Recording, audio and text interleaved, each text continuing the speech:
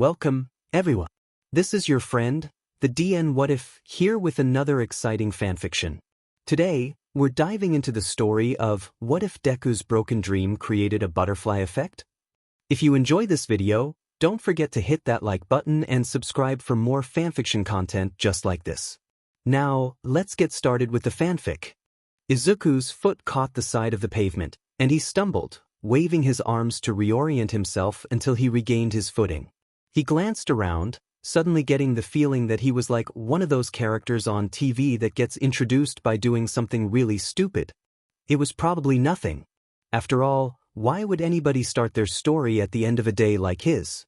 Izuku smiled bitterly, looking down the street.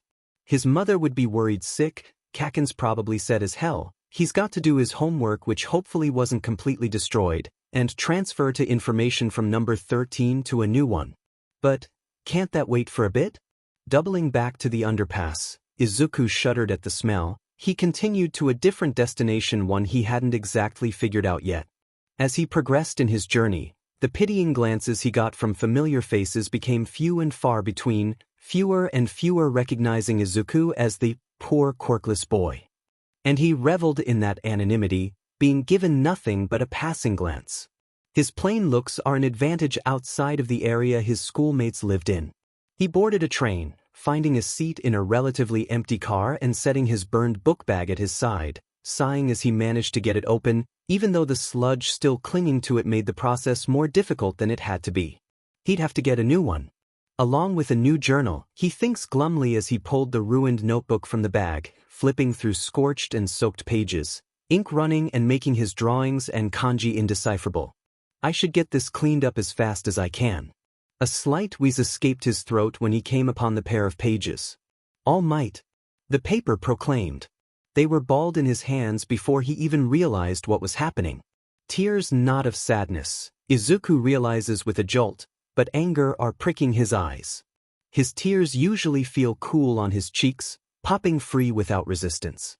But these were hot and stinging, refusing to fall as he tore the papers to shreds and shoved them to the bottom of his bag, the reality of how absolutely shit his day had been settling in completely.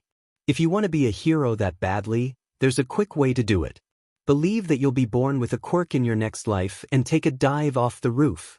It's not bad to dream, but you also have to consider what's realistic. His fingers dug into his pant leg, pain shooting up from where the nails went hard enough to pinch the skin. Maybe they were right. Are you okay? No, the rose-colored glasses just got ripped off my face and smashed to bits on the pavement with my dreams. Nodding was his only reply to a girl with pink dreadlocks. The girl stands from her place and practically throws herself over to his side of the train. Izuku shifts uncomfortably as she leans over to check out the ruined pages. This is really cool, Stranger-kun. Looks really messed up though, and smells like sewage. The girl seems perfectly happy to invade his personal space, and the only other occupant on the train, an exhausted-looking man, huffs in amusement. I'm Hatsune. Oh my Kami, is that a breakdown of Space Hero 13's suit? He felt himself redden slightly. She snatches the notebook from his hands and seems unbothered by the general grossness of it as she leafs through and looks at the other ruined sketches of support items. You've got an eye for detail, Stranger-kun. Hatsune declares, dropping the notebook back in his lap and then grabbing his arm, ignoring his panicked yelp as she pulls a big black marker from nowhere and scrawls a bunch of random numbers and letters on him. If you can figure this out, I'll show you how to build support items for real instead of just theory. The train whistle blew, and Hatsune flounced off without Izuku saying so much as a word and a weird code on his arm. Minutes ticked by before he wondered aloud, what the F just happened? Sue him, sometimes he swore. He grew up around Kaken. The weird man huffs a short laugh again, but offers no explanation. Instead, he asks, what's got her so interested in that beat-up thing? When Izuku looked to the notebook, he felt his heart sink a little further. This thing was really useless now, huh? As useless as he was. Hero analysis, he mumbled in response.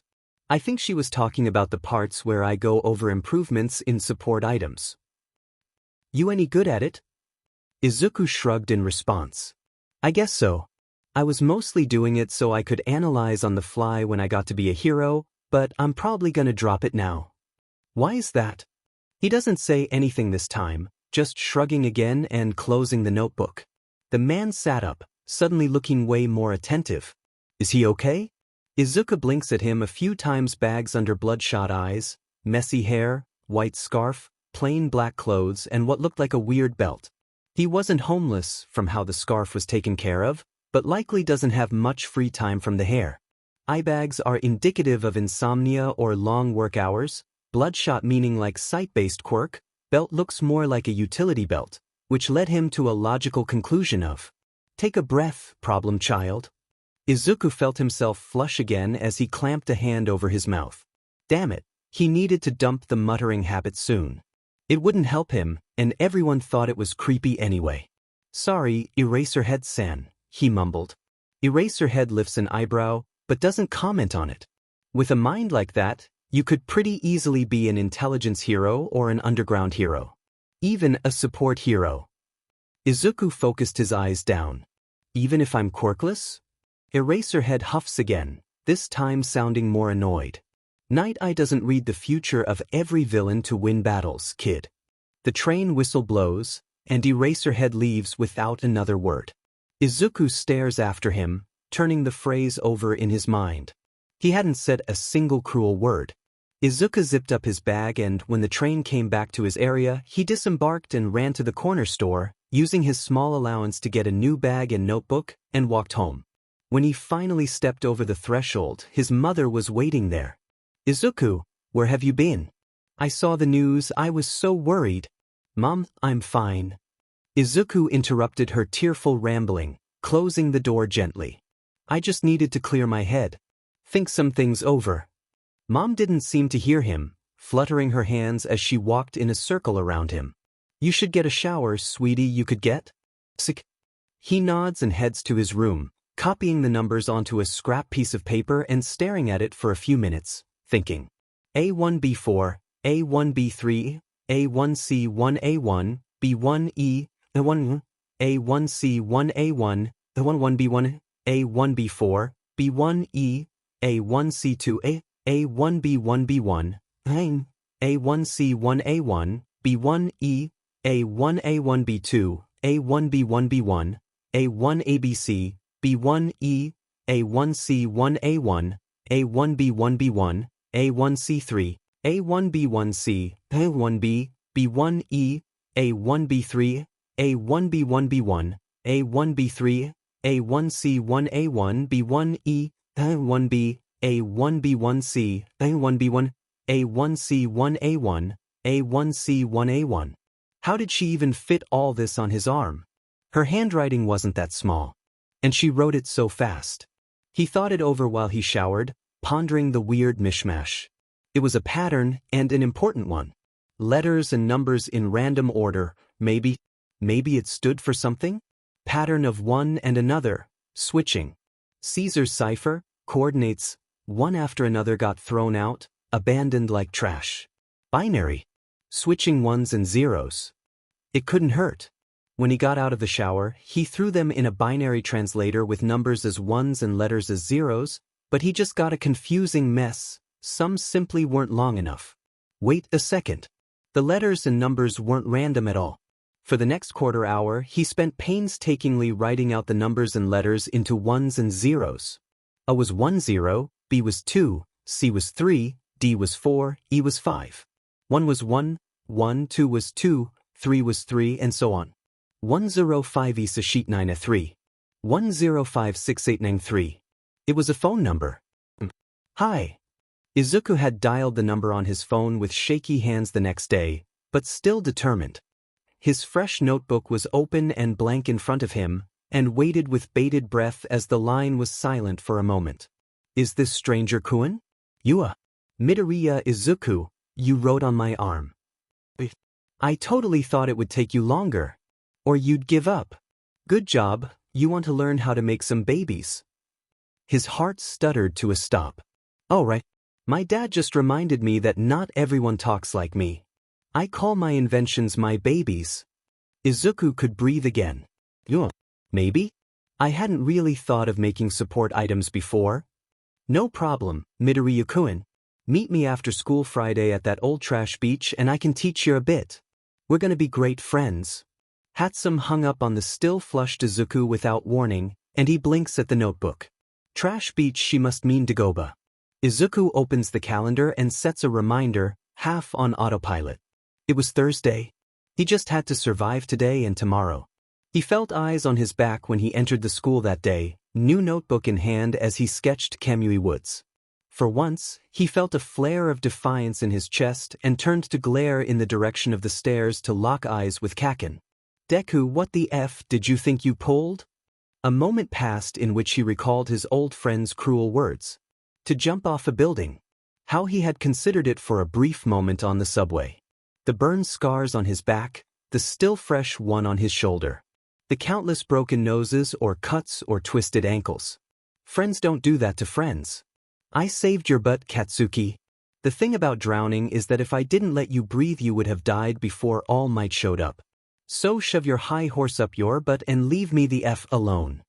Catch, Katsuki stopped dead in his tracks, hands stilling completely as shock took over his features. Other students spectating took a visible step back. Casey Katsuki had almost certainly been expecting a flood of apologies, tears, and probably ego-stroking as he beat Izuku up again. He turned on his heel and walked away before the inevitable explosion could reach him and into his class, taking in the view. Several students were snickering in the corner as they glanced over at Izuku. His eyes were only for his desk. A lone red spider lily sat on the wood, oblivious to the crisis it was causing in Izuku's mind. Red crept into the edges of his vision as he saw the teacher tactfully ignoring it, and he took his phone out of his pocket and discreetly started videotaping. He walked up to the teacher, holding the camera at an angle to catch his face. Abanyano-sensei, someone put a red spider lily on my desk. The giggling grew louder, and he ignored it, looking to his teacher expectantly. Your classmates are probably just joking around, Midoriya. Go sit down before I give you detention. He angled his camera to the group of full-blown cackling students before twisting it at his desk again as he approached. Instead of sitting, Izuku snatched the flower up, exiting the classroom without another word. As soon as he was in the hall, Kachikatsuki was upon him. "Du." He felt a harsh shove to the chest, back hitting the wall, and he grit his teeth when a fist balled up the front of her gakuren. What the hell was going through your shitty head when you said that, huh? Izuku met Katsuki's eyes and narrowed his own. Speaking with as much venom as he could muster, he said, I don't know what you're talking about. I'm headed to the principal. Katsuki sneered. What did you do now, shitnerd? Someone report you for being a worthless piece of sheet. No, he raised the hand with the red spider lily in it. Someone left this on my desk, Katsuki. Lovely, isn't it? A very pretty color. The bully stared at the flower, shock flitting across his face. Then he released Izuku's shirt, snatched the flower, and exploded it between his palms with a sadistic sneer, dropping the ashes back into Izuku's hand. Who would even believe you, Deku? Not this school principal. But Izuku never stopped recording. He ended the video with a tap of his finger, glaring at his longtime bully, knowing he'd pay dearly for it later. Nobody here, he said simply. Then he shoved Katsuki hard in the chest, sending the significantly taller boy stumbling back before heading back into the classroom, dropping the ash on the floor. When he got home, he was shaking like a leaf. Izuku had no idea where that rush of courage, or stupidity, definitely stupidity, came from, but he definitely paid the price. His hands were bloody with minor burns and his wrist was sprained, both ankles twisted and the backs of his legs bruised and cut nastily. His arms were peppered with burns, and Izuku was certain his back was the same. Tears came to his eyes, and he practically ran to the bathroom, shutting and locking the door as they came forth. Everyone hated him when he was weak, but they hated him more when he bit back. If you want to be a hero that badly, there's a quick way to do it. Believe that you'll be born with a quirk in your next life and take a dive off the roof. It's not bad to dream, but you also have to consider what's realistic. Tears flowed down in silence, the sobs shaking his aching shoulders as he dressed and bandaged the wounds with a practiced hand. He stretched his feet, knowing that they'll be sore in the days to come, and wrapped his wrist, hoping it heals fast. Everyone hates him because of FING pinky joint, the hingy joint in his toe that ruined his life. Night Eye doesn't read the future of every villain to win battles, kid. Meet me after school Friday at that old trash beach and I can teach you a bit. We're gonna be great friends. He wiped his tears. If the world was against him, then he would fight harder. Maybe Hatsum would ditch him the moment she found out he was quirkless, but Eraserhead had looked him in the eye and inadvertently rebuilt his dream. Izuku went to his room and silently thanked whatever divinity was out there that it wasn't his dominant hand that was sprained as he sketched the hero exactly as he had seen him. Exhaustedly leaning against the wall of the subway, his dark eyes holding some unnamed intensity. Directly under it he wrote in small print, "Night Eye doesn't read the future of every villain to win battles." He felt like those words would stick with him for a long, long time. Izuku's eyes wander around his room, a strange sort of hatred swelling in his chest as he saw a blinding smile everywhere. Never had ripping posters off a wall been so relieving. Friday couldn't come fast enough. The entire day had been filled with cruel words, but today he tried something a little different. He didn't even acknowledge Katsuki. If anything, that seemed to disturb the bully more than Izuku snapping back, he notes with no small measure of satisfaction. Of course, he gets tripped a lot and his possessions burned, but he made sure his notebook was hidden and he was safe, only exiting the building with a bruise on his shoulder. Dagobah wasn't far, and his sneakers collected sand in the soles as he walked down the stretch of honestly disgusting beach. "Hi Midoriya-kun." Hatsum appeared from somewhere within a mound, in her arms a broken microwave. She threw that out into the sand next to him, and then ducked down to grab something that looked suspiciously like a car engine and jogging over to a bewildered Izuku, her yellow eyes bright and manic. He notices the crosshairs. It must be part of her quirk. "Hi, Hatsum-chan." Hatsum grinned, dropping the engine next to the microwave. "Glad to see ya. Call me May. My quirk is zoom, because I can look at things really far away. Helpful for little bits of machinery. So don't expect to get all the finer bits perfect like me when you're making your first baby." He tactfully ignores the word choice as he shuffles his feet. Might as well get it over with. "I'm quirkless." The beat. "Then, that's so cool, Midorijan. Do you have any idea how rare that is these days?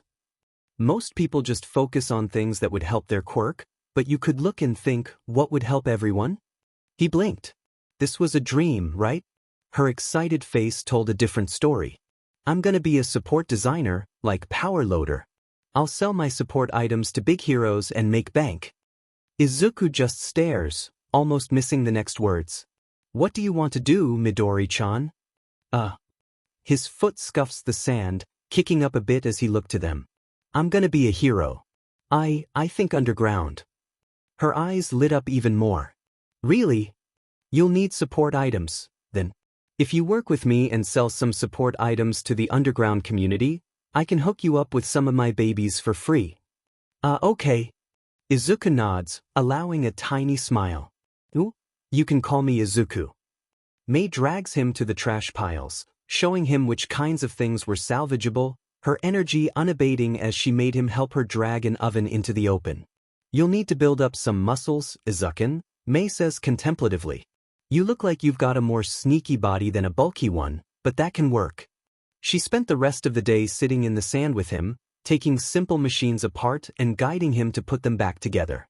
As the sun began to set, he smiled widely at the assembled, theoretically functional microwave and May laughed, throwing her head back and the dying sun glinted on her goggles. "Not bad, Izuku. Text if you want to do this again." She's off before he can respond, leaving Izuku to his thoughts. Maybe it wasn't the fact that he was quirkless that ruined his life. He drew a line in the sand while he mulled it over. Why did they treat him horribly? Eraserhead and Hatsum were fine with it. A bystander was the control. Someone who had no idea he was quirkless. He spoke to them and they talked cheerfully back. Telling people he was quirkless was the constant, the thing that didn't change. So what was the variable? What separated May from Katsuki? What made an entire school hate him but May want to be his friend? He traced us and them in the sand, on either side of the line. What was the line? Where did it blur? What was the variable? Katsuki and the school and his mom them. Mei and Eraserhead, and Izuku us. It's not bad to dream. But you also have to consider what's realistic. Everyone always agreed with All Might. He was one of them.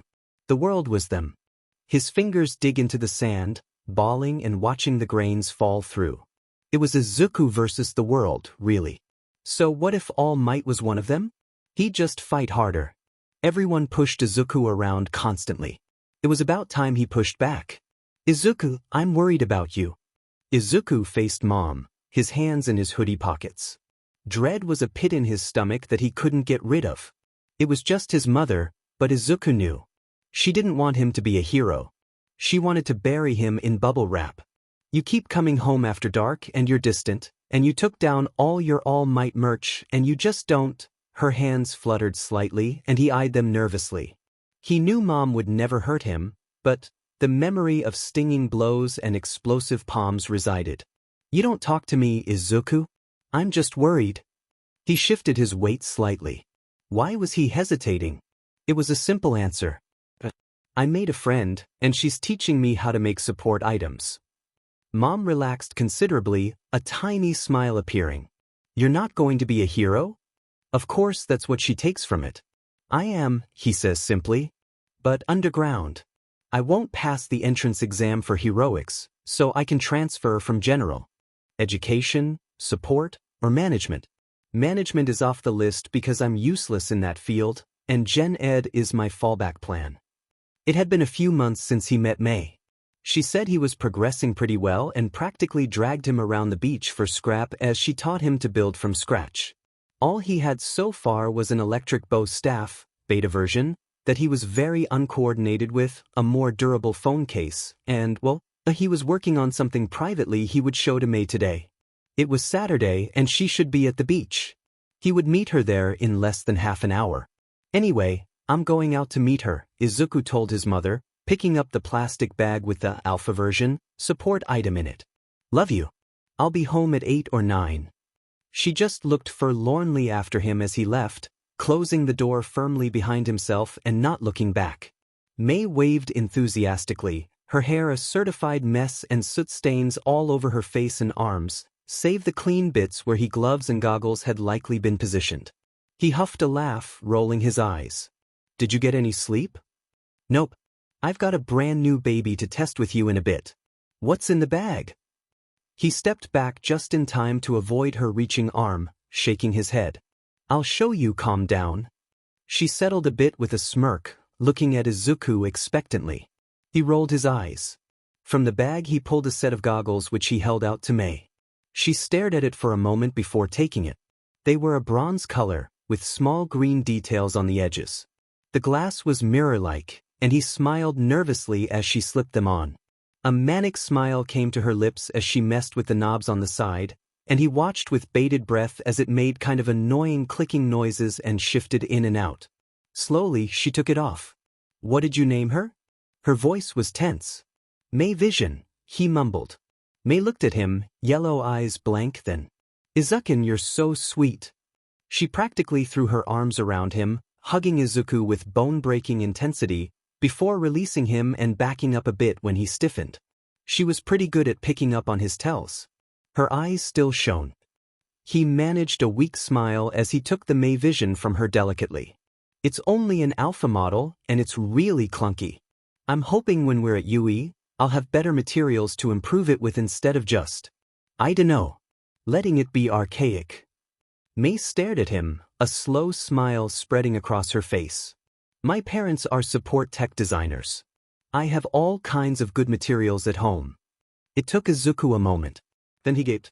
You mean? I'll text you the address. Meet me there tomorrow. She promptly ignored the rest of his questions, instead showing off a new bomber drone design, a beta model. Now Izuku, when you show off your design to people, especially the judges, you need to make sure you do something eccentric. They'll remember you better. Always start off the presentation with something interesting, like, most people would call me Bats Hit insane, and I'd have to agree. Power Loader and Recovery Girl stared at him, looking slightly off-put as he stood in front of them. He was slouching a bit, head inclined a bit so he looked at them from the shadows of his bangs. Burn marks, for once not from Katsuki, decorated his sleeves from when he assembled the item only minutes before. Most had cleaned up to look presentable, but he didn't even bother changing from his inventing clothes or try to rinse the soot from his hair, which he had been growing out since he met May, mostly because building took up so much time that he didn't have any to go to a hairdresser and also because he wanted to see what he would look like. As it turns out, his hair is mostly black, not green. It was at his shoulders by now, pulled into a low ponytail with several strands loose and in his face. In short, he was a mess and gave no FS. After all, what kind of person walks into the equivalent of a job interview looking like a homeless kid? Or laughs when his support item explodes not 1, not 2, but 3 times in the hour we were given to assemble it? Or is completely quirkless and dares to try and be the first in Yui? He definitely had their attention, be it good or bad. He set the blueprints on the table, unrolling it and showing the rather convoluted design before setting a pair of bronze goggles on top of it. They were similar to that of eraser heads in shape and size, but the glass was a one-way mirror instead of slotted. He grinned. This is the May Vision, inspired by a close friend of mine. Her quirk, zoom, allows her to see up to 5 kilometers away, like Legolas but less cool. The May Vision can zoom up to 1 kilometer away in its current model, and it also has night vision, heat vision, and motion sensors. May Vision is best utilized by underground heroes like Mist and Eraserhead or by rescue heroes like 13 or Sonar. The different sensors can seek out targets or victims and aid the heroes in their work. He simply leaves the model and blueprint on the table and exits without another word. Why waste words when you've already made your point? Something was wrong with Izuken. It wasn't like May thought he was wrong, Cammy, no. His quirklessness barely mattered to her, even though she knew it would matter to some others. And she definitely didn't hate him for whatever was wrong. The first time she had ever seen him, he was clearly furious and crying as he ripped up something that was obviously important. And when he had shown up at the beach, she was ecstatic to think maybe she finally made a friend. But the way he cowered every time he mentioned he was quirkless, or how he flinched when she made wide movements, especially with her hands, or when he stiffened as she touched him, something horrible had happened to her friend, and she was going to find out if it killed her. But until then she would respect his privacy. May had practically cried when her letter from Yui came, so obviously she immediately called Izuku. He said he had gotten his and would be over soon to open it with her. He never showed up. The next day, he knocked on her door with his throat heavily bandaged. "Izuken, are you okay?"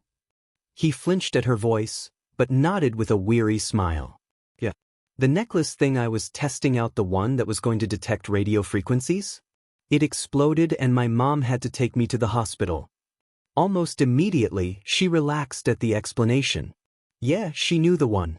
It was weirdly volatile and Izuken kept accidentally exploding it. It didn't temper her worry. "Well," she huffed in response, "I should hope that you'll get better soon, or else. Did ya bring your letter?" He held up the envelope with a grin. "Handsome May, you've been accepted as only one of 5 into Power Loaders Class 1F. Your ingenuity impressed the judges and we commend your inventive mind. You ranked first in support design, tied for first in presentation, and second in practical application." May set her letter down and grinned at Izuken. "Open it." He gave her a weak smile and ripped his own open, dumping the paper to the carpet. Scooping it up with shaky hands, he read off, "Midoriya Izuku, you've been accepted as only of a 5 into Power Loaders 1F. Your boldness stunned the judges and left a real impression. You ranked second in support design, tied for first in presentation, and first in practical application." May looked at her friend with stars in her eyes as his smile grew. "Now I've just gotta win the sports festival," he says conclusively. May nods along, a huge smile on her own face as she brainstormed all the babies she would be making soon. Izuku knew Mimi meant well. She was all over the place, darting from one place to another and saw nothing but her goal. Izuku wished he had that. It was both a blessing and a curse, he knew, but it would be incredible to give no thought to what happened outside of his immediate concern. Anxiety's a beach. He'd already left Mimi's, rubbing the bandages awkwardly. He honestly didn't really remember the malfunction of the radio charm, or really much between leaving the house and waking up at the hospital.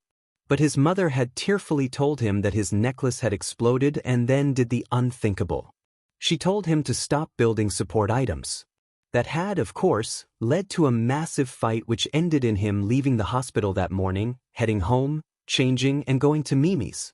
When Mimi had stared, he wouldn't deny that he felt a little uncomfortable.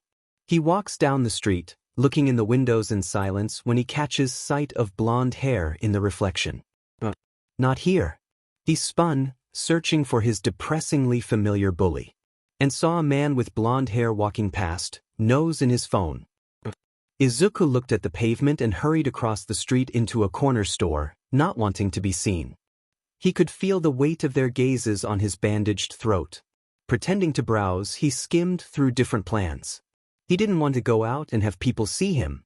Something dark red caught his attention. A scarf. That works.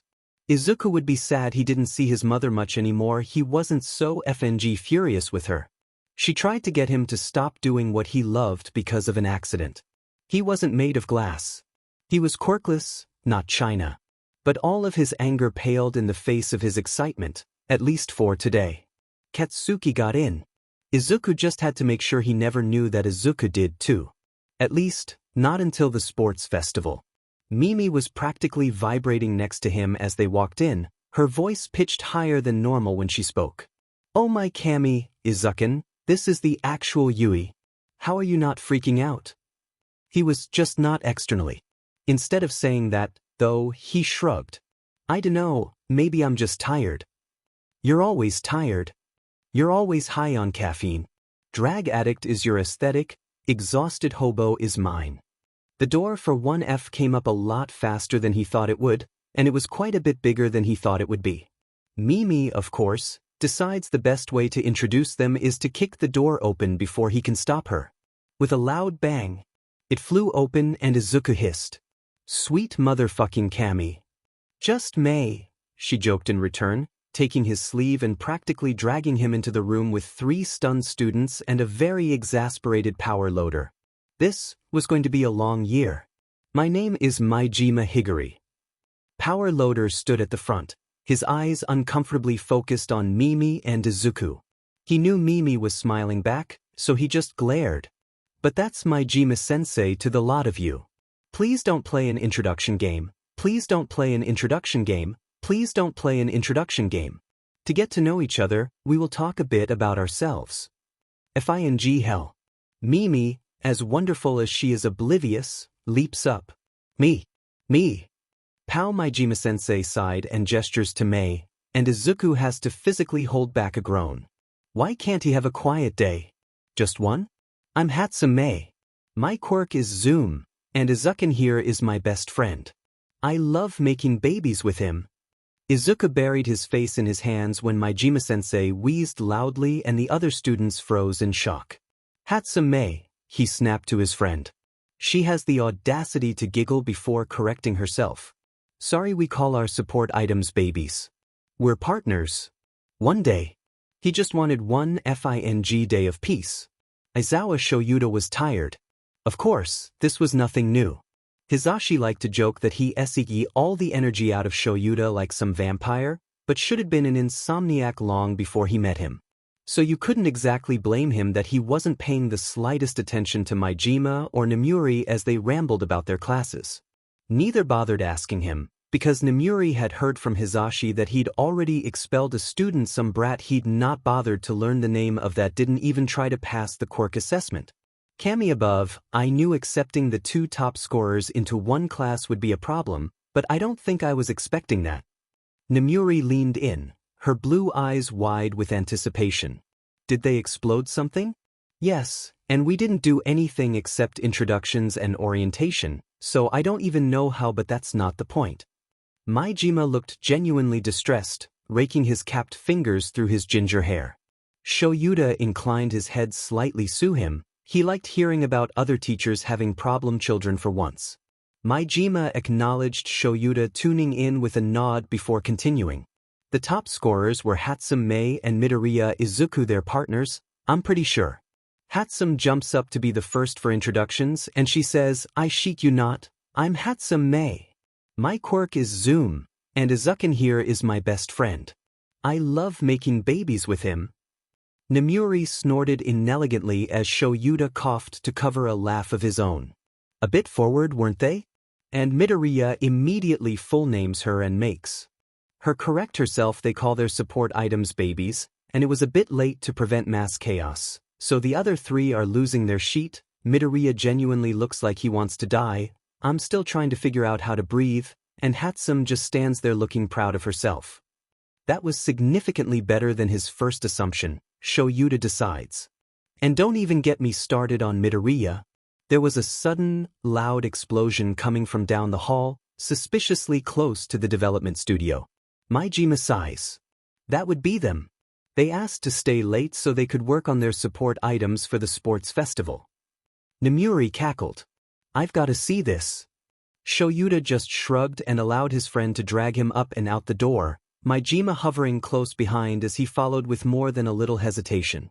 As they walked down the hall, they heard several smaller explosions and loud swearing accompanied by laughter. Maijima pushed the door open, stepping back to let the smoke drift out, a look of pure self-loathing on his face as he stepped in, Nemuri and Shoyuta in tow. Midoriya. Hatsum. I said to not level the building. A girl covered in hot pink paint appeared from behind a paint-covered shield, specifically the cork-reinforced glass shield meant for testing explosives. She threw back her head and laughed, pearl zero white teeth a starting sight on the girl covered head to toe in hot pink. Don't be ridiculous. Next to the volatile quirk testing grounds, aka Gym Omega, the development studio and support classrooms are the most structurally secure places on campus. Shoyuta blinked. She was completely right. A boy with long curly green hair rounded the shield as well, clearly self-made, tablet in hand. He didn't even look up to see the new people as he picked his way past puddles of pink to Hatsum. Fine motor control? She flexed her fingers stiffly, and the pink cracked. Slowed but not stopped entirely. General motor control? Hatsum swung her leg out. It was stiff and awkward. Weird and kinda heavy, but not slowed much. Weight? I'd say about 5 kilos. Stickiness. Slamming her palms together with a weird mix between a slapping and cracking sound, she bent her arms slightly, trying to pry them apart. Mega sticky. Against other surfaces? Her leg lifted with a bit of the pink paint, stringing between it. Tiny sticky. Pathetic boy. The boy, assumedly Midoriya, frowned. Is the elasticity being a problem again? Yeah. Maybe less rubber components next time? More concrete. Keep glue the same, though, since I think it's mostly the rubber FNG with its stickiness. Midoriya nodded sharply, looking up to her with a slightly deeper frown. We'll have to mark it as a failure. Hatsum grinned back. Maijima sighed loudly. Please tell me you have some solution to clean this up. Salt water. Hatsum chirped, before waddling over to a kiddie pool with globs of pink in it. Midoriya looked up at Maijima, noticing the other two teachers. Shoyuta notes the green eyes focus on him for just a moment longer, and he's suddenly struck with the feeling that he's seen this kid somewhere before. Something you need, Maijima-sensei? Maijima rubbed his face. Midoriya, you need to keep the explosions to a minimum. Oh, that? He glanced back. Those are the pink bombs. No actual destructive properties. It's meant for villain apprehension rather than offense. It comes off with some salt water. Maijima looks to Shoyuta helplessly. Shoyuta shrugs in response. Not his problem, child. Hatsum bounces back over, miraculously clean of the pink sludge yet drenched in water. Her hair was a bubblegum pink and the strange shapes on her head seemed to be goggles. She threw her arm over Midoriya's shoulder, looking over at the three teachers.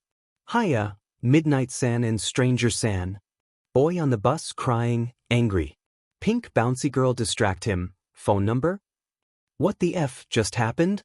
Even if I'm quirkless? Shoyuta squinted slightly at Midoriya. Whatever had happened in those 10 months between meetings must have seriously F-ed with the kid. He had long hair tied into a messy bun and eye bags that rival his own. But there was a definite shine to his eyes they wasn't there before. Aizawa, Koyama, meet Hatsum and Midoriya, Majima said tiredly. Midoriya here applied for support because he knew he would fail the heroics exam and plans on transferring. There was a strange clicking sound as Midoriya nodded, suddenly turning around and gliding away. Yes, Queen. Hatsum cheered, her smile wide as was humanly possible. Healy away from them feelies. Sho Yuta literally doesn't know what to do at this point except for sigh. He does have a slot open in 1A, after all. Better keep an eye on Majima's problem child, just in case he becomes his. Mimi practically clung to Izuku the entire day. Like, okay, yes, they were working with 1C, but that didn't make them all idiots. Couldn't she at least try to make friends with them? He wasn't exactly much better, was he? Nevertheless, getting back to the development studio was a blessing. Support students had only core classes during the first half of the day, and the rest was dedicated to building and learning more about marketing support items. As usual, the lecture was probably informative, but neither Mimi nor Izuku paid any attention to it, knowing Majima-sensei would upload a transcript to the class calendar they could read later. Instead, they stood in the very back, ignoring proper lab safety as they experimented with the formula for the pink bomb. Mark pure sodium and lithium as having no reaction, Mimi instructed Izuku in a loud whisper. And manganese made it slightly more vivid in color, but no other visible effect. Try putting a drop in the distilled water. Izuku waved his hand lazily towards a glass of it that Izuku had originally planned on adding salt to, just in case the pink bomb got out of hand. There was a beat of pure silence as Izuku focused on his tablet, crossing out more and more combinations. Maybe we should work on the alumnosphere next. Izuku, holy sheet. He looked up at Mei, who was pointing at the water. The water was now a cloudy pink that was rapidly becoming more vivid, and he watched in awe as the entire glass of water became the thick substance that was pink bomb before solidifying into its dry form. There was another beat before Izuku hesitantly jabbed at the surface, and it felt a bit squishy and definitely sticky.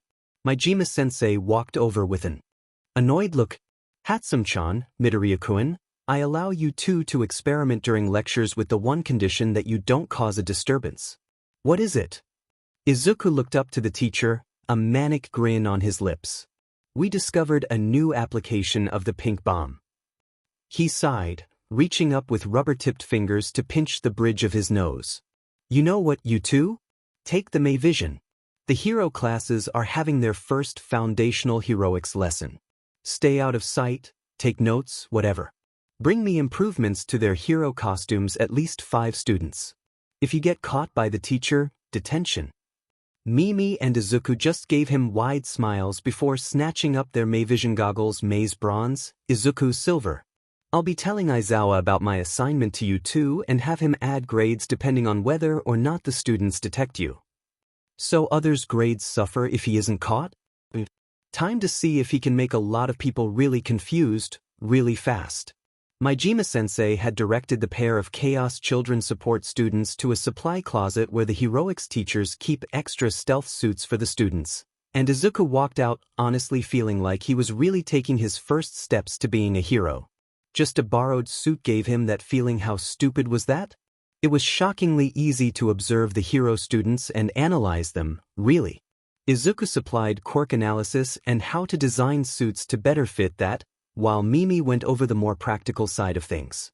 Somehow, Izuku forgot Katsuki was in this class the last round, playing the lone hero against Engine Boy and Gravity Girl. They never stood a chance.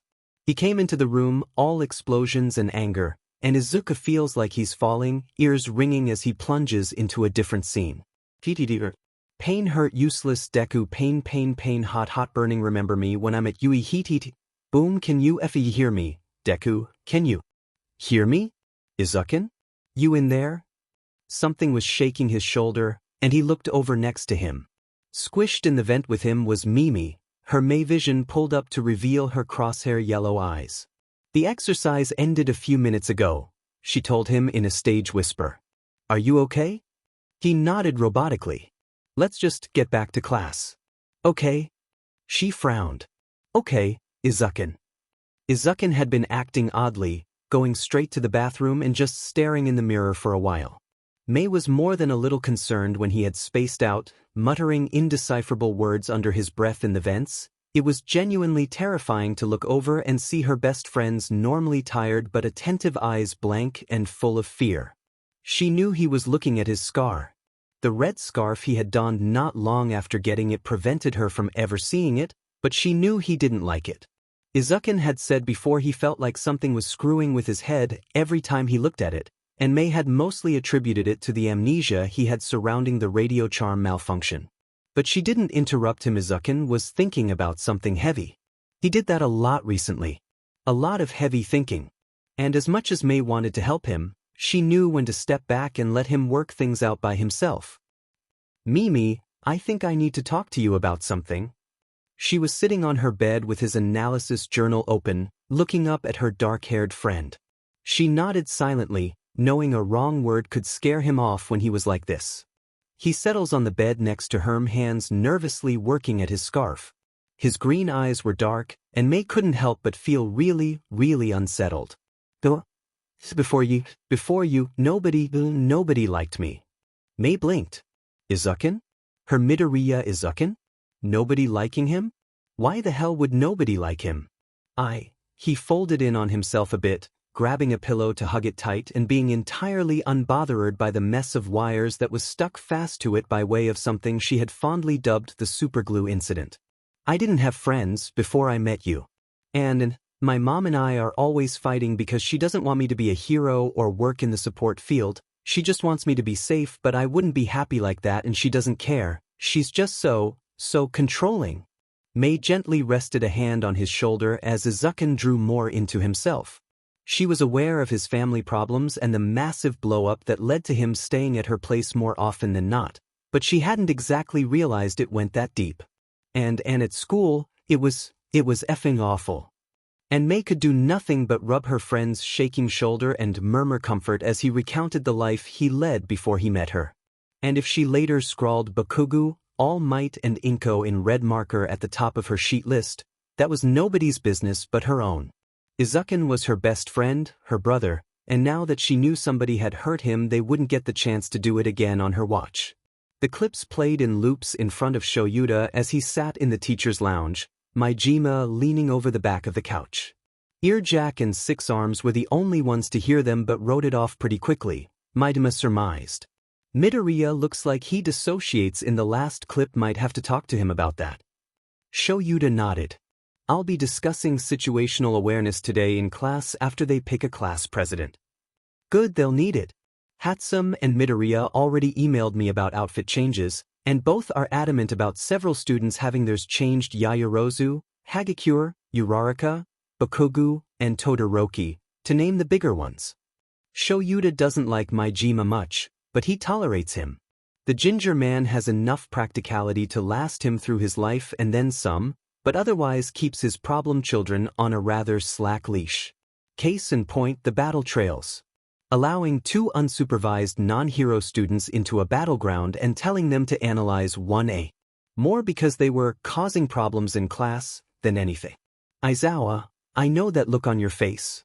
I was in the middle of a lecture and they started freaking out over how a chemical reacted with water, distracting the others. Yeah. Whatever. Shoyuta clicked through the clips, landing again on the one through Hatsum's Mei vision where Midoriya is clearly either dissociative or having flashbacks. Definitely discuss that, he concludes. The pause. You're taking 1A on a field trip soon, right? Tomorrow? Shoyuta didn't like where that was going. Yes. The Mei vision test was a success. Yes. 1F needs field experience. Shoyuta sighed. You technically can't stop me, Aizawa. Instead of responding immediately, Shoyuta pinched the bridge of his nose. Just stay out of the way. Deku was tired. He had no idea dumping all of your emotions at someone's feet could be so exhausting, but it was, and he hated it. Mimi had been oddly quiet, and that always made him anxious, but she hadn't ditched him yet. He was even more tired when the media broke in and he hid in a supply closet before heading to the development studio. The radio charm was well on its way, the pink bomb improving in leaps and bounds, and the Mei vision was almost finalized. And then this goddamn field trip. He hates field trips. He hates them so much, but he's stuck going on them. He'd rather be finishing the radio charm or finally starting on the alumnisphere, but no, he and the other 4 students of 1F have to sneak around the DMNUSJ to spy on 1A and come up with support items as homework. Like, yeah, it was fun, but you can't design on a time limit. So yeah, Izuku was so tired. It didn't help that Katsuki was a constant threat, or that Mei might actually murder someone, or that he would be reminded of his own inadequacy in the hero world. Nope. Instead, he got a heaping load of FU salad with a side of sheet fries. Cheer up, Izuku. Mimi elbowed him slightly, her usual smile unwavering. We'll get to spy on those hero students. He just huffed in response, fingering his belt. On it hung 3 pink bombs, a chain with a radio charm, hopefully non-explosive, and a grappling hook, plus the silver Mayvision on his head. His messenger bag was fire and waterproofed, he learned from the slime incident, and Katsuki, holding his journals and other random supplies and gadgets. Mimi tugged on his ponytail, and he turned his head slightly to allow her to mess with it. She really liked playing with his hair, for whatever ungodly reason. He felt her undo the ponytail and start a braid, so he fished out the tablet from his bag and started updating the map. Yui didn't have any official maps for the sake of security, so he and Mimi had been working together to make a sort of Marauder's map of the campus, and of course, he was updating it as he went along. "How's the wonder map going?" she chirped, tugging on his curls a bit roughly. "We aren't calling it that." "Yes, we are." Another one of the 1F students, a boy with a calligraphy quirk named Hinata-ban, glanced over with inquisitive eyes. "Hatsum-chan, your zoom quirk probably really helps with fine work, right?" Izuku couldn't see, but he knew Mimi had nodded. "Midoriya-kun, what's yours?" Another student, Reiki Pearl, piped up. She was half American with a technopath quirk and a twin sister that she talked about a lot, Reiki Arya. I mean, it has to be some kind of intelligence quirk or analysis. Mimi's hand stilled as Izuku paused. Even Collins Fianna, an Irish student who moved here to come to Yui's support course and was usually quiet, leaned in a bit. "I'm quirkless," he said finally. "Everything about me comes from work and practice." While Reiki immediately looked thoughtful, lines fading in and out around her eyes, and Hinata stared open-mouthed, Collins just looked confused. "I'm sorry, what does quirkless mean? Is it a quirk that makes things smaller?" He shook his head, ignoring the indignant squawk he got from May. "It means I don't have a quirk." Collins' face cleared, then reddened considerably. Sorry. In Ireland, we call it, your translation would be, God-chosen, and quirk, quirky. Quirked. Yes, quirked people are called God-blessed. Ragnav Agidyasari, quirkless are much common, very common." She stopped, muttering a string of what Izuku assumed was Irish before continuing. "Quirkless are more common in Ireland, maybe half of the people. My papa is Ragnav Ag diameter." The more you know. Now that he thinks about it, about 20% of the world population is quirkless, 80% of that above the age of 40. He'd always wondered where the other quirkless kids were, and now he knew. "Heads up kids, we're here." Mimi tugged on his new braid and stood up with a stretch. Reiki stood as well, shooting a grin to Izuku. "That's pretty cool you got in without a quirk, Midoriya-kun." He blinked. "Oh, cool. The sweet, sweet taste of eloquence." Maijima led them in through a back entrance, and Izuku starts fiddling with his Mayvision. The bit that searched out radio waves looked a bit effed up, might be the metal dome. Test later, and he slipped the silver goggles over his face. "Motion check," he whispered to Mimi. They flipped over. "Functioning." "Dark vision check." Flip. "Functioning." "Zoom check." Flip. "Functioning." "Radio check." Flip. "Jammed." So it wasn't just him. "Same here." "Thermal check." Flip. That was weird. A single spot, about the size of a basketball, was a dark blue, meaning it completely lacking of any heat. "Izuku, you're seeing this too, right?" He shifted from one foot to another. "Yeah." Maijima-sensei didn't react to it, so it probably wasn't anything. "Make sure to be quiet, The hero students don't know you're here and they might act out of hostility. Izuku saw the exact moment it all unfolded. The cold expanded into blackness and people filed out of it, dozens upon dozens. Eraserhead was in action in the blink of an eye. Majima-sensei immediately hushed 1F, and 1A started retreating to the bus with 13. Slowly, Izuku pulled a pair of metal rods with rubber handles from his messenger bag, holding one out to Mimi as they and the rest of 1F backed deeper into the bushes they had been hiding in. Hero students were falling through the ground, and 3 people stood at the center of the chaos. "Hey, Mimi," he whispered, pressing a highly experimental button on the side of the Mayvision. The rod he held lit up in blue electricity with a hum that made him more than a little nervous. Vibe check. All the anxiety Izuku had amplified into full panic, and he lightly brushed his pant leg with the rod.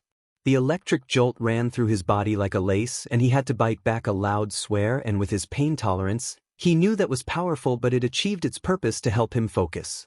"Sensei, Eraserhead-sen can't handle them alone," he said urgently to Majima-sensei. His teacher's eyes darted over to him as he was popping off the tips on his claws. "They have a warp quirk. Jammed radio signals. Most of 1A vanished to Kami knows where. My heat sensors are telling me they're everywhere." Majima-sensei huffed a breath of air as he spoke lowly. "You've got a good head on your shoulders, Midoriya. Try to find an escape, get help." With that, he burrowed into the earth. "Izuku, go." Mimi's voice snapped him into hyperfocus. 3 villains were in the center originally. The one made of mist is fighting 13 now, but he moves so fast that's the warper. The big one is the brawn, I think. He's just standing there. Either it doesn't matter to him or he's the product of a quirk to summon him as a sort of companion and he can't think independently. Third is that scrawny dude. He has a hand on his face. What the F? I think he's the leader. Mist Man said something to him before warping to fight 13, and it would explain why he's inactive with the muscle as a guard. I'd estimate from 50 to 80 with the size of the USJ and the amount of heat signatures around. Since this was planned, they're probably in zones that suit their quirks. None of the villains seem experienced, all small fry. Quantity over quality.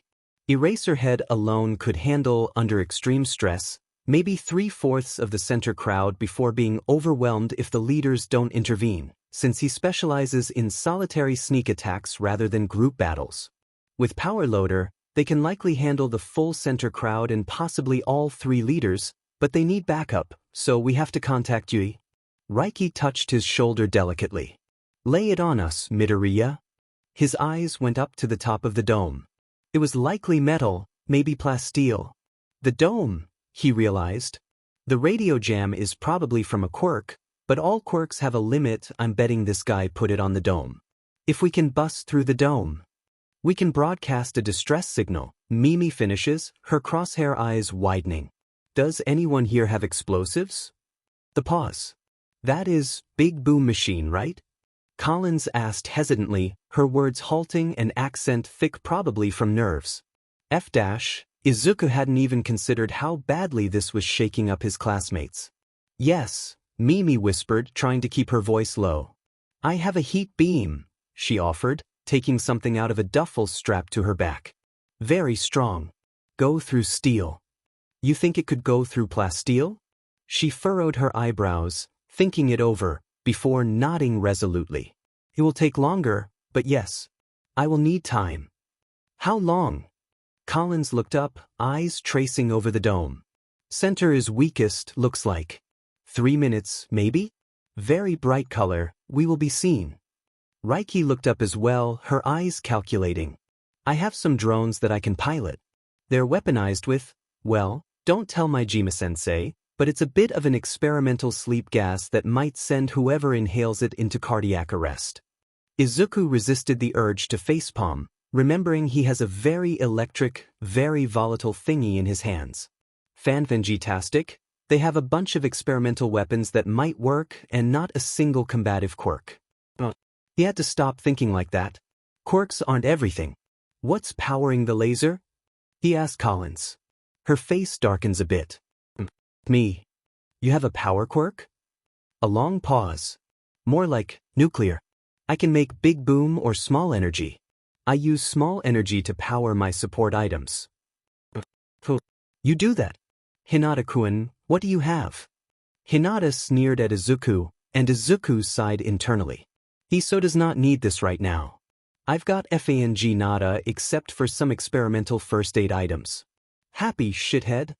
Mimi literally growled, but Izuku ignored it.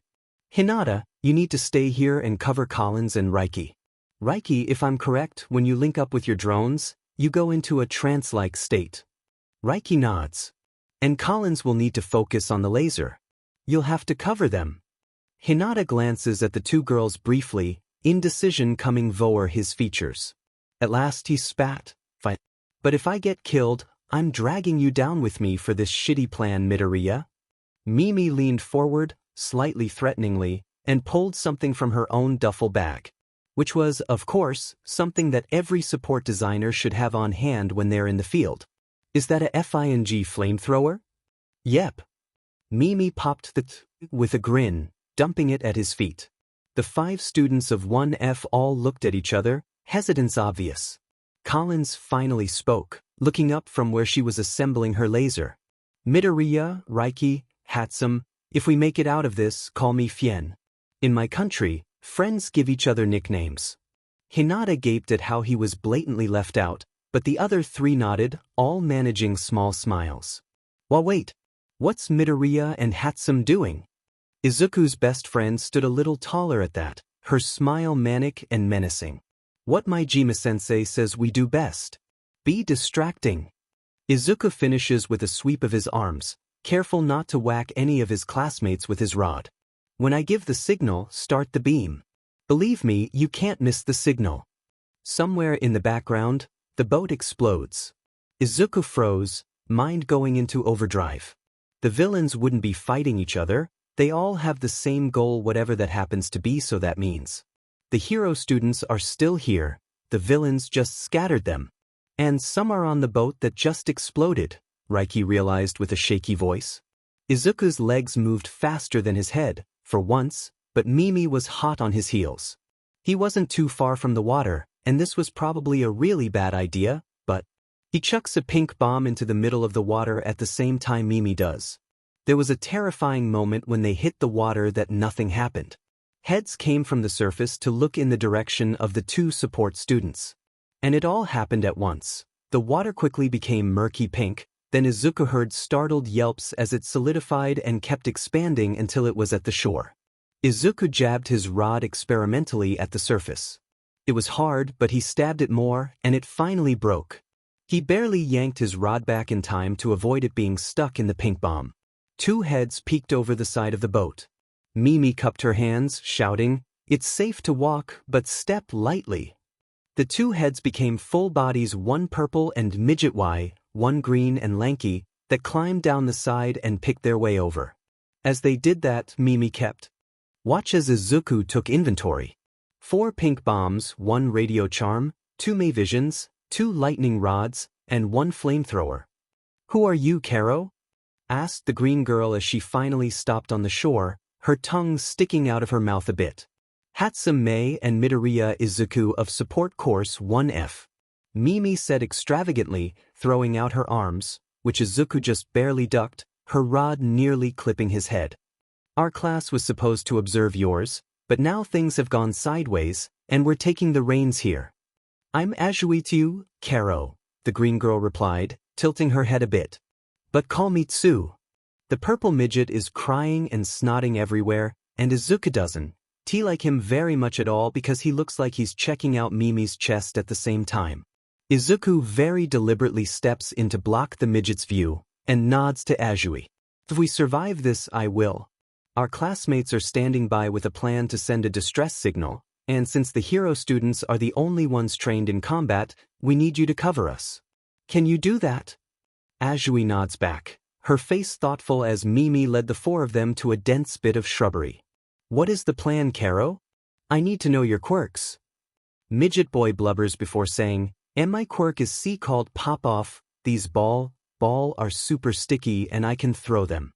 My quirk is called Frog, Karo. I can jump like a frog and have a long tongue, and spit a mild acid that burns a little. And I can spit out my stomach to clean it, Karo. Izuku looks over the center area, wincing as he watches Majima-sensei take a hit to the chest before burrowing again. Eraserhead is clearly fatigued. 13 is crumpled at the entrance, 2 hero students by their side. If this works, we are 100% getting detention, he muttered before turning to the hero students. Azui, when we give the signal, there's gonna be a thing that's very obviously caused by 1F happening, and you need to help cover the 2 girls behind it. Midget, you stay here and you only attack if things go so far south they start speaking South African. Midget nods through his tears. Izuku pulls his flamethrower out of his bag, slipping the straps over his shoulders and readying the nozzle. What's the signal, Karo? This. Izuku stood up and walked out of the bush, Mimi right at his side. He loved how she just thought like he did, no extra communication needed. He pointed the flamethrower up as he approached the center, activating it and watching orange flames spill from the nozzle. Mimi took one of her remaining pink bombs and threw it into the fire.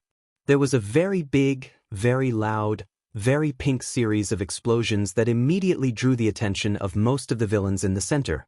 And it lasted just long enough to distract from the activation of the laser and cover the sounds of what is probably Majima-sensei swearing loudly at how stupid his students are.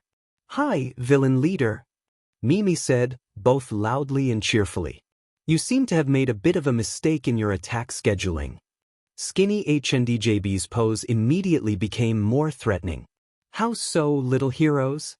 Izuku had slouched a bit already, his hair a certifiable disaster that didn't quite block his view of Azui and Hinata kicking but behind the main villain's back.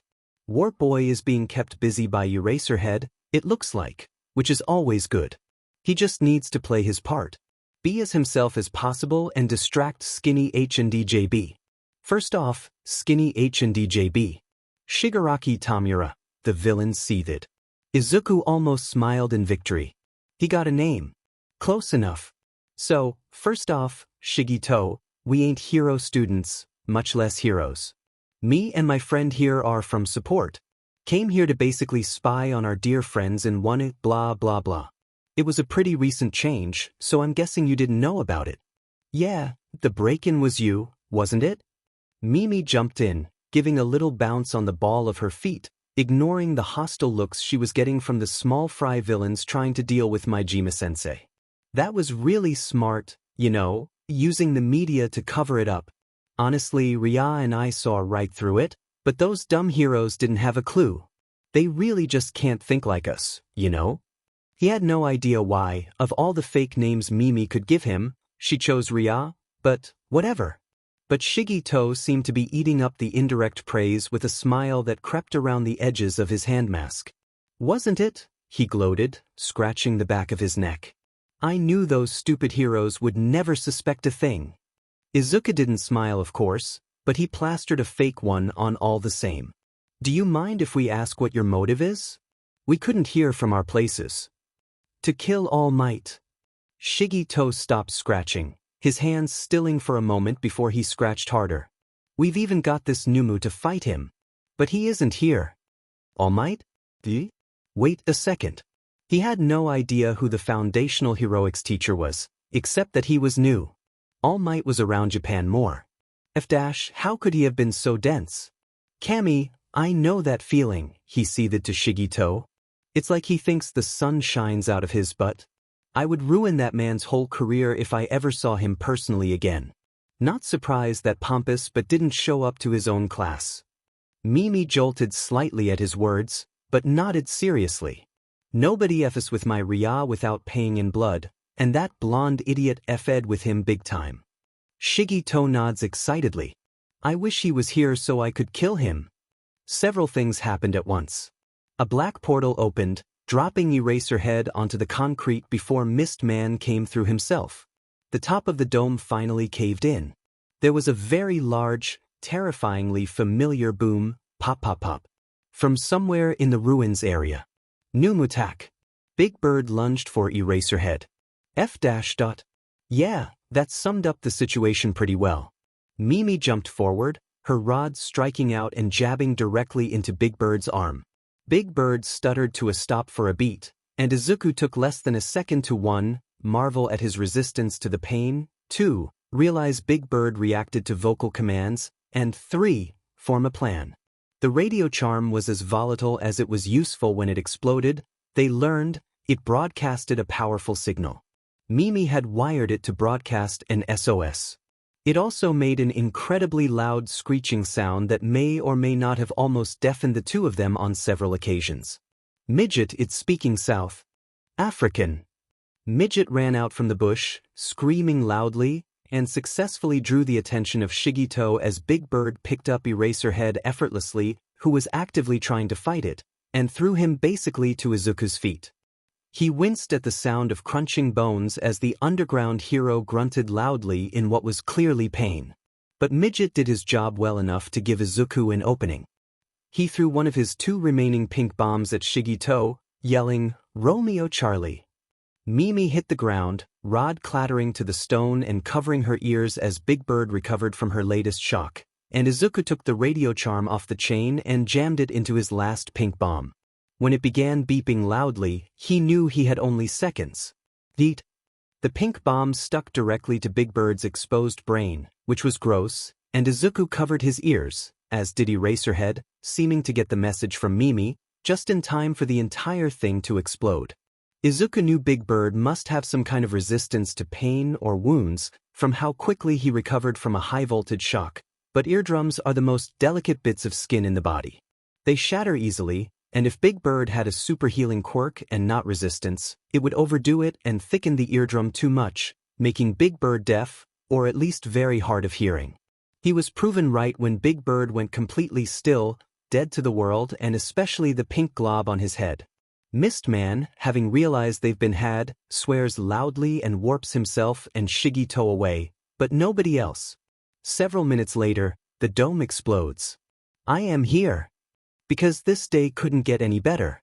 There are a lot of things Shoyuta didn't want to deal with right now. First up is the blonde idiot that used up his time and, as a result, was completely useless for the entire attack. Second was his students. They were still regrouping, Yagi having been the first teacher to show up and the others still on their way. Third was Maijima's students. Hinata was in a screaming match with Hatsum about something he couldn't quite hear. Reiki was walking around stiffly with a blank look on her face as several drones followed when she went from one unconscious villain to another. Collins was speaking Irish in a high-pitched voice. Midoriya was helping Shoyuta tend to his wounds with a practice he really didn't like. Fourth was the whole fiasco with the whole risky maneuver 1F, specifically Hatsum and Midoriya, led. Given it was smart, but it was also incredibly reckless. Eventually, Hatsum stomped over and started messing with Midoriya's black hair, unbothered when he moved around as she pinned it expertly into a bun and pulled a beanie hat out of nowhere to fit over that. May vision, she said shortly, and Midoriya pauses in wrapping Shuta's leg to slide a pair of silver goggles over his face, his lips thinning before he returns to his previous duty. I can take care of it myself, Midoriya, he snapped. Midoriya raised an eyebrow. You have 2 broken arms, a broken collarbone, and both hands have rope burn from when Big Bird grabbed the capture weapon. I think they've not. Wigs snatched, Hatsum elaborated, and Kami above Shoyuta regrets ever marrying Hisashi because he actually understands what she's trying to say. He's not old by any means, but he definitely doesn't want to be in touch with the youth that much. Yagi was approaching, and Midoriya shot him a glare over his shoulder. Shoyuta briefly wondered about that before Hatsum stood up and went over to the hero, her steps slow and deliberate. Took you long enough, she snapped. Yagi blinked in surprise. Who are you? You are not one of my students. She flipped a pink dreadlock over her shoulder. How dense are you, old man?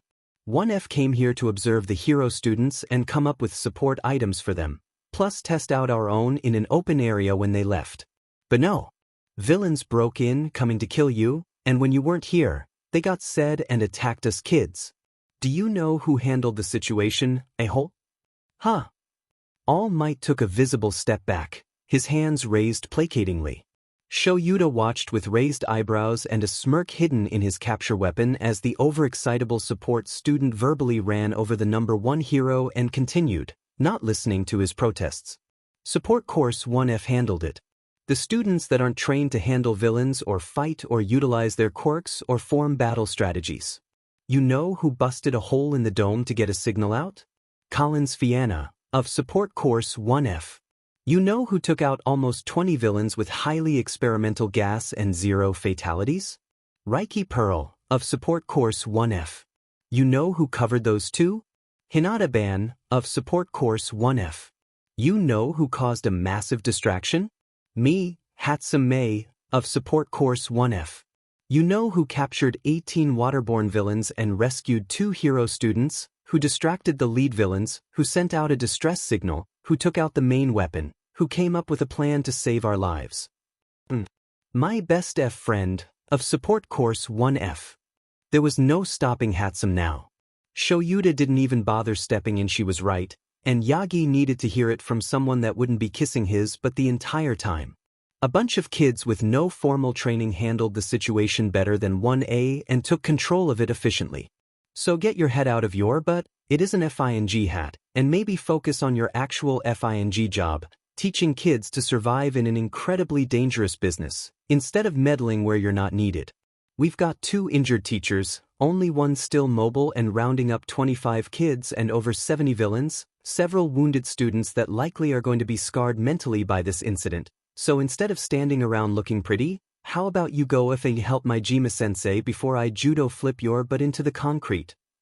There was a moment of pure silence, most of the students within earshot, so all of them, staring with open mouths and wide eyes, Majima pausing with 2 unconscious villains on either shoulder, and Midoriya slowly standing up to take Hatsum's arm. Thanks, Mimi. Can you take Hinata's experimental medical kit to 13-san? I'll stay with Eraserhead-san. Reiki turned her blank eyes to Midoriya, her eyes clearing for a moment as the drones landed. I'll search around the area for the missing students, Midoriya-kun. I believe Todoroki, Bakugo, Kirishima, and Hagakure are the only ones unaccounted for. Nope. I'm here, empty air piped up, and Midoriya groaned, running a hand over his face. Todoroki, red-white hair. Kirishima, red hair and sharp teeth. Bakugo, blonde hair and bad attitude. I believe Todoroki was in the blizzard zone, and Bakugo in the ruins. Not sure where Kirishima is, but I think he and Bakugo are together from what Tsuchan told me. Ask Fienchan to follow your drones on foot with Mimi's May Vision to check out problem areas. Shoyuta grunted, struggling to stand and getting what he knew was a glare from behind the mirrored lenses of Midoriya's goggles. I'm fine, Midoriya. 1A needs to know I'm going to be fine. His nasty look didn't abate as he went Shuta's side, muttering to himself as he circled the teacher, hands twitching as if he was itching to write something down. Your ankle is sprained, he pointed out after a minute of that. At least use something to support yourself. Azui came over to join Midoriya. Midoriya Karo, she started, why are you covering up your face? Shoyuta jolted slightly. She was right. Midoriya was a plain kid outside of his hair and eyes, which the eyes and beanie covered. There are some people in your class I'd rather not let know I'm here. I plan on winning the sports festival, and if they know I'm in UE, I'll lose my advantage. Eraserhead-san. Izawa. My name is Aizawa Shoyuta, didn't Majima tell you that? Midoriya just gives him a placid look. No. Demand that man. Aizawa-sensei, he corrects himself, you can't ignore your health, and that is non-negotiable. He sighs, ignoring the throb of pain from it. What do you suggest, problem child? There was a pause. Midoriya offered his arm. Shoyuta sighed deeper. May was said. Sue her, okay? She just survived a villain attack, was intimately reminded that this was the path her best friend had chosen. She faced down someone that Izuken, her sweet, shy, hurt Izuken, had his dreams crushed by, and she was in the same radius as someone that damaged him so much physically, emotionally, and mentally.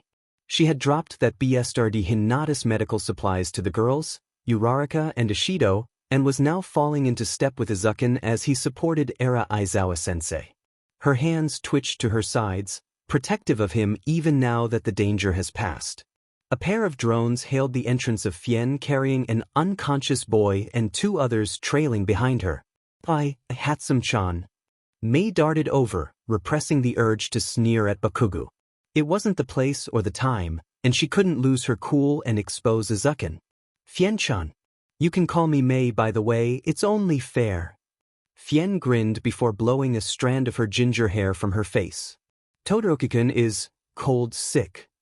Hypothermic. Mei supplied, and her Irish friend nodded with a slight smile. Bakugo and Kirishima-kun were trapped in the ruins by Bakugo's big boom explosions. Bakugo sneered, and Mei smiled dangerously back. Kirishima whacked his classmate. Who the F are you extras? Hatsum Mei and Collins Fianna of Support Course 1F, Mei announced proudly. We were sent here to observe your class and come up with support items, but we also beat up a lot of villains. Mei ignored the string of insults about how she wasn't actually all that helpful and bent close to Fien to whisper something seriously. Don't mention Izukin's name, call him Ria. It's not my place to explain. She nodded minutely, understanding it was a secret, and rolled her shoulders. Can you take Todoroki-kun? Sure.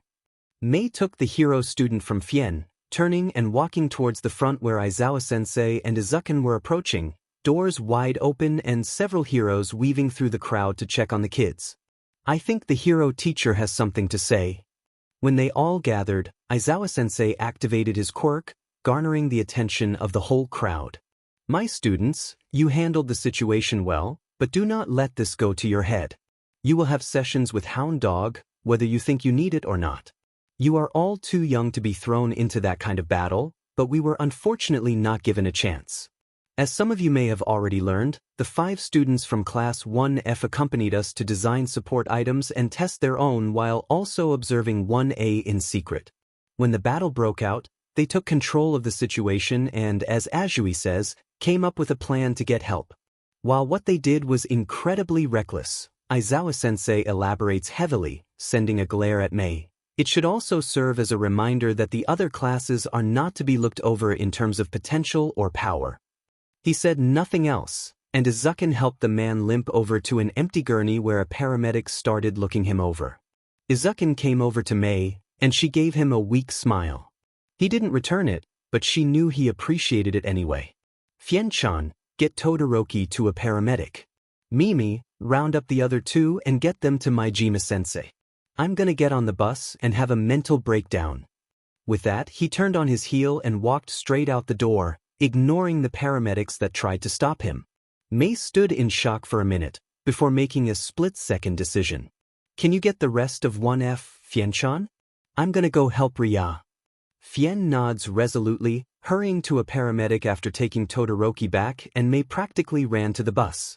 Izukin needed her, consequences be damned. The door shut quietly behind him. The house was silent as Izuku and his mother met eyes, one worried and the other exhausted but defiant. You're hurt. Izuku flinched slightly, but held his ground. I am. You're angry. I am. Her green eyes searches his face, and Izuku quietly drew in a breath. Izuku, I don't like what Yui is doing to you. Mom, what? You're always so angry and you're getting hurt and you're never at home. Mom, I'm taking you out of Yui, Izuku. It's for the best, you were never this angry before. Rage, white hit and turning his vision red, overtook his exhaustion. Izuku's bag hit the ground with a thud, which he ignored, not caring about how his mother gasped at his blatant disregard for the floor getting scratched or something. He didn't care. This was no time to act meek or apologetic. No. Izuku, you don't get a cho. Yes, I do. He slid the beanie off his head and took out the band, ruffling the black and green curls until they suited him. The Mei vision was still hidden under his scarf, which he adjusted to be a bit more comfortable. He was going to be himself right now, consequences be damned, this was his life, he was going to have a say in it. And you're going to sit down and listen to me. His mother gaped before sitting, seemingly on autopilot. Izuku rolled his shoulders before crossing his arms. Let's play a game of true or false.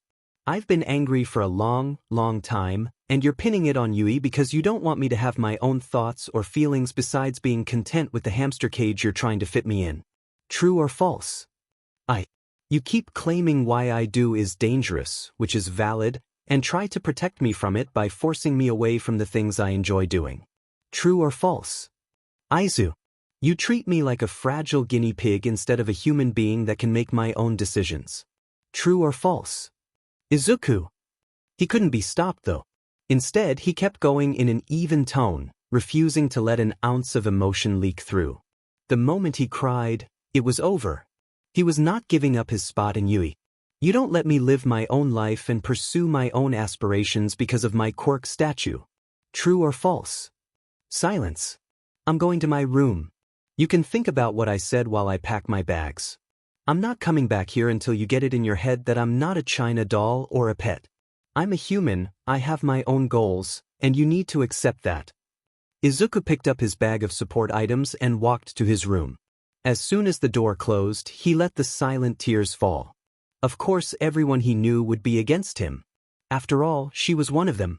But why did his family have to break now, of all times? In his desk drawer was a picture of him, aged 3. His mother and father stood on either side of him. His father Hisashi smiled at the camera. Izuku might have been young, but he remembered discovering the affair. He remembered the ugly divorce. He remembered the venom his parents spat at each other as they parted. Maybe his family was always broken. Maybe that's just how things always had been. Tears continued to flow as he walked around his room, picking up some things. Most of his support sheet, basically all of the things that weren't in his bag, was at Mimi's. He didn't have many clothes, mostly just junk clothes he either kept in his locker at Yui or at Mimi's. Really, he was over there enough to build up his own supply of living supplies. Even his toothbrush was there. Really, all that there was to grab were his old hero journals and his art supplies. It was okay. His mom would come around. He would survive. Just like he always has. When Hitoshi saw the kid on the train, he didn't think much about it. Then he saw the soot-stained Yui uniform, and he did. Then saw the scarf and remembered, oh, yeah, this was the quiet 1F kid that was friends with the pink, excitable one. Midoriya, right? The support student jolted, his eyes cutting over to Hitoshi. After a beat, he relaxed. Oh, yeah. Shinso? Hitoshi nodded, feeling more than a little awkward. He had no idea how to talk to people. Your classmate, the one with the big chin, he said you wanted to transfer into the heroics course. Yeah. That's cool. The tired boy nodded, his exhausted eyes sliding down to the bag in his hand. So do I. I thought support students didn't want to be heroes? The words were out of Hitoshi's mouth before he could bite them back, and he immediately felt the tips of his ears heat up. Normally no, he mumbled, foot scuffing the floor of the train. I'm quirkless, so I wouldn't pass the exam, and I needed to build my own support items. I'm gonna be the first support student to win the sports festival. He said that with so much force behind it that Hitoshi couldn't help but agree. Good luck. I'll be giving it my all too. Midoriya looked at him with a surprised expression, which confused Hitoshi until it melted into a tiny smile. Suddenly, Midoriya wasn't just some exhausted, homeless-looking student. His messy black hair framed his pale face, freckles like stars, green eyes still tired but now with a sort of emotion behind them that Hitoshi never saw directed at him. Thanks, Shinsukuan. Good luck on transferring. The train stopped, and Midoriya got off with his laden bags, shoulders forward and defensive as he shoved through the crowd.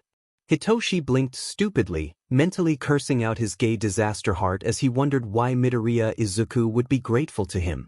The day of the week in which, upon the ring of the final bell, the souls of all the students attempt to free themselves of their mortal flesh to follow the sense of exhilarating freedom. Unfortunately, it just reminded Izuku he would have to tell Mimi he had had a massive fight with his mother and that was why he slept over yesterday. Majima-sensei stood at the front of the room, his eyes focused on Mimi and Izuku, who were actually trying to pay attention. The sports festival will go on. Silence reigned the students of 1F as he continued.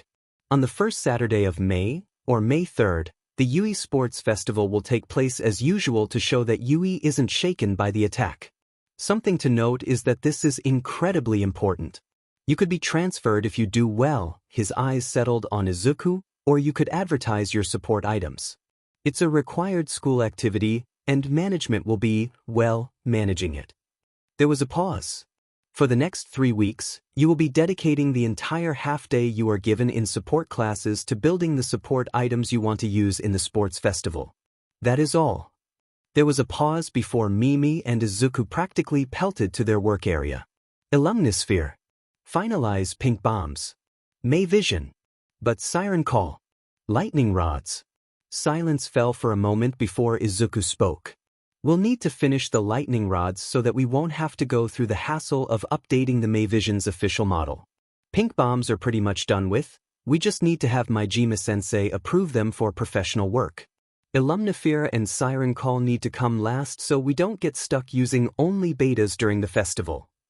Mimi nodded, her crosshair eyes going to the table. You work on the lightning rods while I get the pink bombs to Majima-sensei. At the end of the day, Izuku was wiping sweat off of his face and trying in vain to gather up all of his unruly hair. May grinned, more than a few minor electrical burns decorating her hands and soot staining Izuku's sleeves. Just need to clear it with Majima-sensei and the May Vision lightning rod pair is ready to go. She grinned, her eyes a bit more manic than what he was comfortable with. Want to test her out? Oh, do I?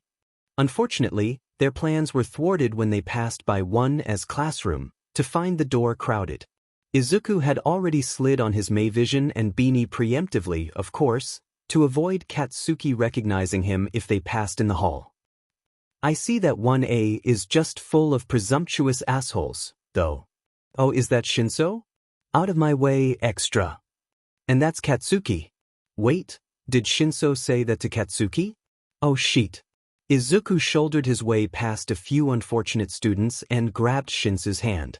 The tall boy jumped, but Izuku dragged him back and away from the crowd, continuing on his journey to the gym with Mimi. Shinso gaped at Izuku when he released the purple-haired boy's hand. Well, why? Katsuki's dangerous, he replied simply.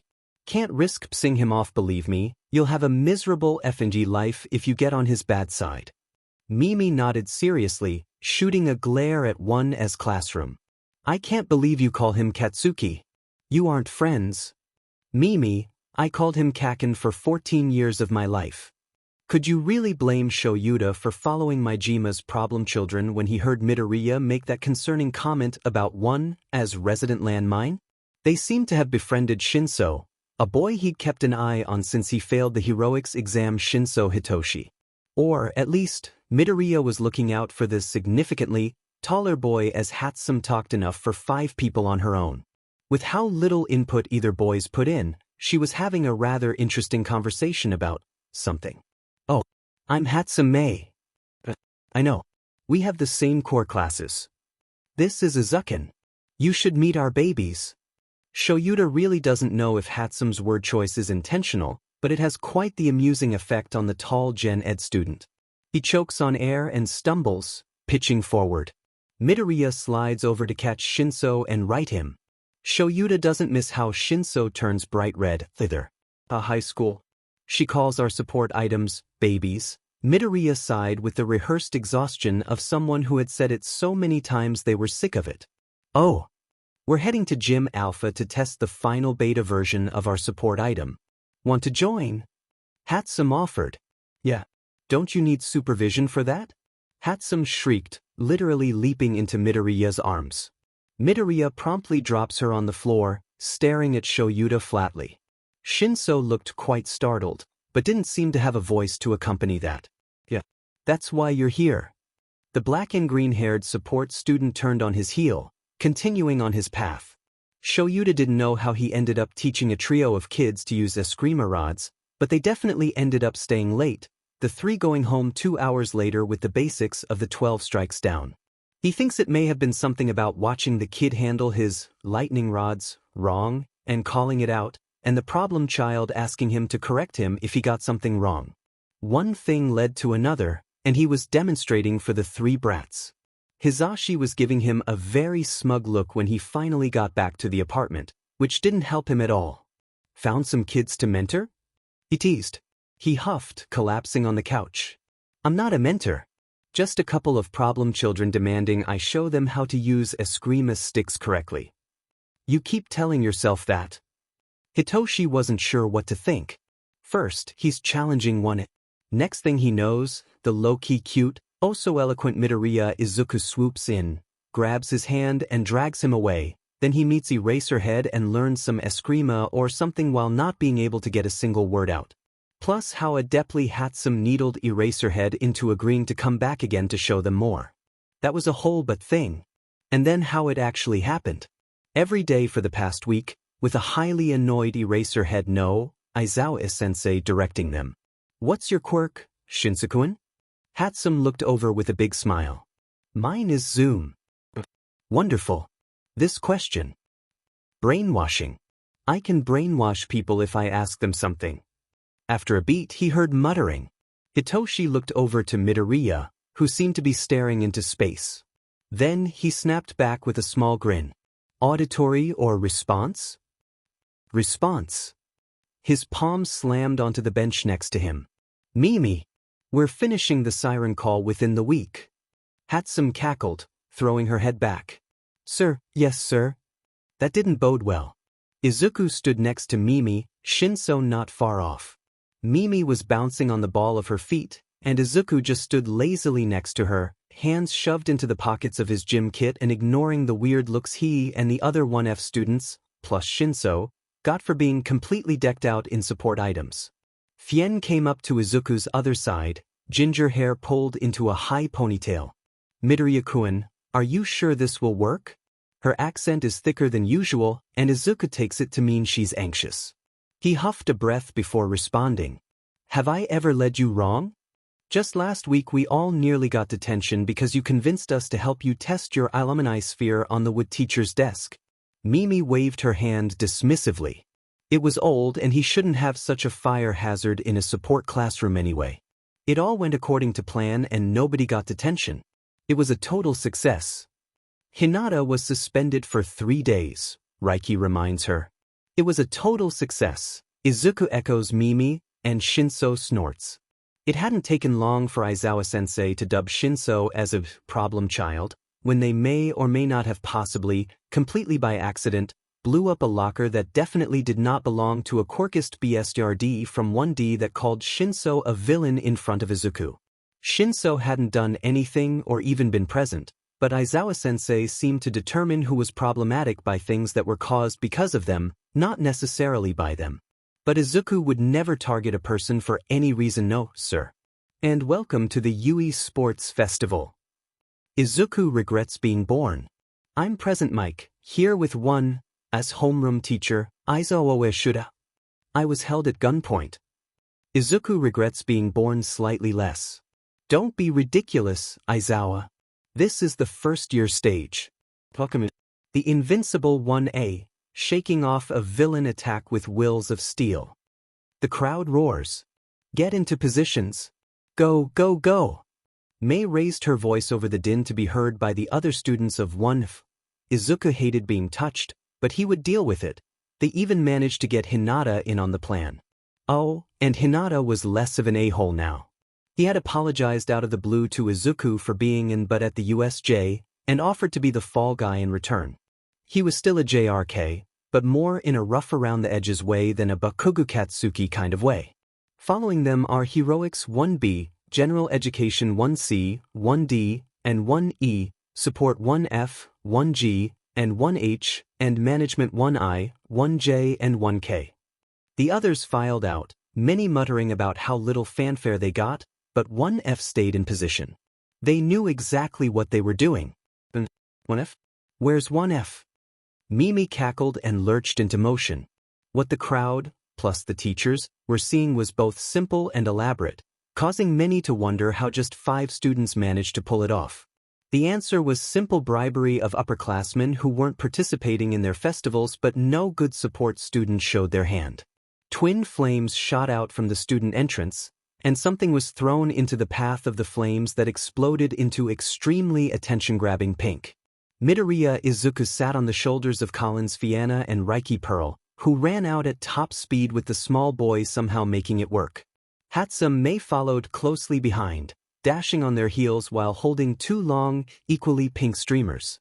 Hinata-ban trailed last, slightly slower while hoisting a large sign over his head, in perfect calligraphy. All hail the unlauded heroes of the USJ. There was a moment of silence before a deafening mix of laughter and cheering came from the stands. Izuku used his May vision to look up at the announcer's box and stifled a laugh. Yamada-sensei was frozen, mouth half open with clearly no idea what to say, while Aizawa-sensei had a hand over his face. Eventually, Aizawa-sensei's voice echoed over the stadium. And support course 1F, the other class trapped in the USJ during the attack and took out a total of 38 villains. Are you problem children happy now? Izuku stuck his hands out in a double thumbs up with a lazy smile as 1F caught up with the rest of the crowd, disassembling the decorations and Hinata using Mimi's flamethrower to set the poster sign on fire. Shinso and Tsu walked up, Shinso with an amused smirk and Tsu with the same blank look on her face as always but crinkled eyes. That was cool, Karo, she started, but won't you get in trouble? Mimi winked before whispering conspiratorially, it was a crowd pleaser. They can't touch us. It was reckless, though, Shinso threw in. Izuku shrugged as Raiki sighed. Midoriya-kun wanted to launch a dark red version of the pink bomb at 1A and have us come out like battle-weary heroes, but had some hot that one down fast. It was a good idea, Izuku insisted despite the look he gets from his pink-haired friend. Kiyama-sensei stood up front with her whip thingy and a suit that some of the guys nearby were freaking out over but Izuku didn't see much of a problem with. She had to have it thin for her quirk. It wasn't meant for SEC appeal, though that could have been a secondary motivator. He didn't really see the CC appeal in it either, but oh well. Alright, let's look at this wheel to see what our kidlets are gonna do first. It's rigged, Collins said casually as it began to spin. Race with objects in it. Obstacle course? Yes, thank you. The wheel stopped, and wouldn't you know it, obstacle race.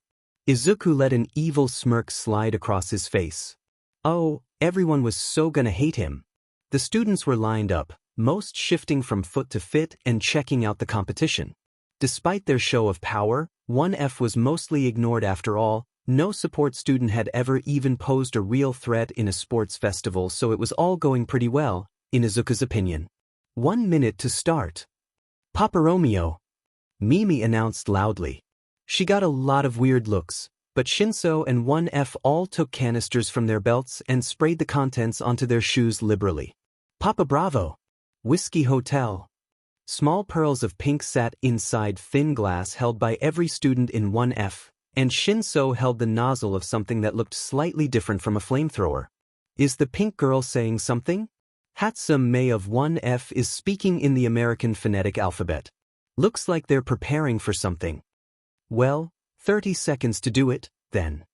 Izuku smirked, and those who looked upon felt a shudder run down their spines. Before them was a tunnel those most wouldn't. Izuku recognized it as the first obstacle. Only a few could fit at a time. And it worked perfectly with their plan. 5. He braced his feet against the earth. May vision fit snugly over his face. 4. Mimi shot him a smile. 3. Shinso rolled his shoulders. 2. Raiki, Fien and Hinata readied their stances, neutral faces becoming ones of determination. 1. The world held its breath. Go, go, go! Izuku was running before his brain could process it. The flamethrower-like nozzle Shinso was holding spat water onto the ground just inside the tunnel, and 5 glass pearls of pink followed quickly, shattering and then exploding into a pink mass that covered a good 5-meter stretch. Most of the students at the front reared back, not expecting the move at all, but 1F and Shinso ran across the pink goo without any issue. Stupidly, Midget from 1A decided that 1F running across it meant it was safe and tried to run over with a horde of other students. That immediately got trapped in the goo. Mimi cackled, pulling a mic from nowhere and clipping it to her collar. The first obstacle, the narrow passage. 1F dominates, using. And that, folks, was the Pink Pearl, a Pink Bomb Mini. 1F was being quickly pursued and overtaken by a choice pair of 1A students Bakugu and Todoroki. Izuku paid them no mind, of course, simply enjoying the workout until he hit the next obstacle. What? This is Hatsum Mei from the support course, Class 1F. The Pink Pearl is a saler, less potent version of the Pink Bomb. It is an explosive with sticky and bright results, and expands when it comes into contact with regular OL, H20. Designed by yours truly, Hatsum Mei, that's H-E-S-E-M-E-I, and her partner Midoriya Izuku, that's M-A-I-Z-U. It's sure to be a non-destructive way to apprehend villains, with a method to easily remove it told to support companies and heroes that use it. Izuku silently thanks every god that's watching that Katsuki has his hearing aids off. He'd seen him take them out before the festival started, likely to prevent interference from the noise. Otherwise, the explosive blonde would have turned around just to pound Izuku into the dirt on live TV. Well, there was still daylight left for that. Stay tuned for more exciting support items designed from Support Course 1F. There was an awkward pause fro the announcer's box before Aizawa-sensei resumed with a flat voice. And with that interruption, 23 students are still stuck in the concoction at the starting line, and 21 more still fighting through the passage. And Todoroki Shuto of 1A takes us to the second obstacle, the Rububu Inferno. Robots. Oh no. Whatever will they do with their lightning rods and water hoses? What a tragedy. It's almost like they had no idea there would be any form of robot. Mimi breaks into the recording again. Also by Midoriya Izuku and Hatsum Mei are the lightning rods, paired with a special tool we will introduce later. They are Eskrima sticks with a high voltage charge that's enough to incapacitate but not kill, unless you're beating up a very old man for whatever reason. And the Pink Bomb 1.0, the bigger and more potent version of the Pink Pearl. Hatsum Mei, that's H-E-S-M-E-I, and Midoriya Izuku, that's N-I-I-Z. Over and out. Izuku grabs a bit of scrap, an idea forming, before he took off again, his friends all around him. Shinso rode on the backs of several brainwashed students and he rolled his eyes, extending a hand to Izuku. Izuku smirked and took it, giving his legs a break as he settled on a particularly broad boy's shoulders beside Shinso, nudging his purple-haired friend.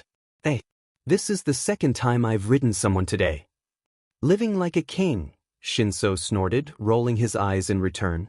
And Bakugo Katsuki of 1A takes us over the fall. Don't look down. Truly the worst thing to ever happen to 1F and Shinso. They had no plan for a giant gap. None. Truly they're winging it. As if they didn't plan for every single thing that could come of an obstacle course. Fien grinned wildly as she paused at the edge to secure her laser on her back, linking arms with everyone going down in a line. Shinso just shook his head and took Izuku's arm, ignoring how Raiki's face goes a bit blank as drones descend from the sky and start lifting up the 6 of them. And then Fien points the laser directly down and activates it. And hoo boy, they went enwam over that chasm. By Collins Fianna, that's COSFA, the Heat Blast. A super-focused laser that can be set to 2 different modes, melt and force, to either propel something at high speeds or melt through even plasteel. By Reiki Pearl, that's Reiki Pearl, the Pegasus drone, meant for lightweight heroes to ride through the skies at speeds of 20 miles per hour. And the last obstacle, the mine field. The moment they landed, Shinso brainwashed a couple students to carry him independently. 1F broke apart as they went about their own ways. It was the final stretch, and everyone wanted to earn it themselves. So, naturally, Izuku dug up the mines with the plate metal as Mimi announced more 1F support items with the cheer of a natural saleswoman. Problem child. What are you doing with those mines? Izuku jumped at being addressed directly, but grinned disturbingly at the announcer box and backing up a few steps, plate metal in front of him like a snowboard, and then jumped directly onto the pile of mines. It didn't burn him like Katsuki's explosions did or stain him with soot like his support item malfunctions would. Instead, with a bang, and more glitter than was strictly necessary, Izuku was launched into the air.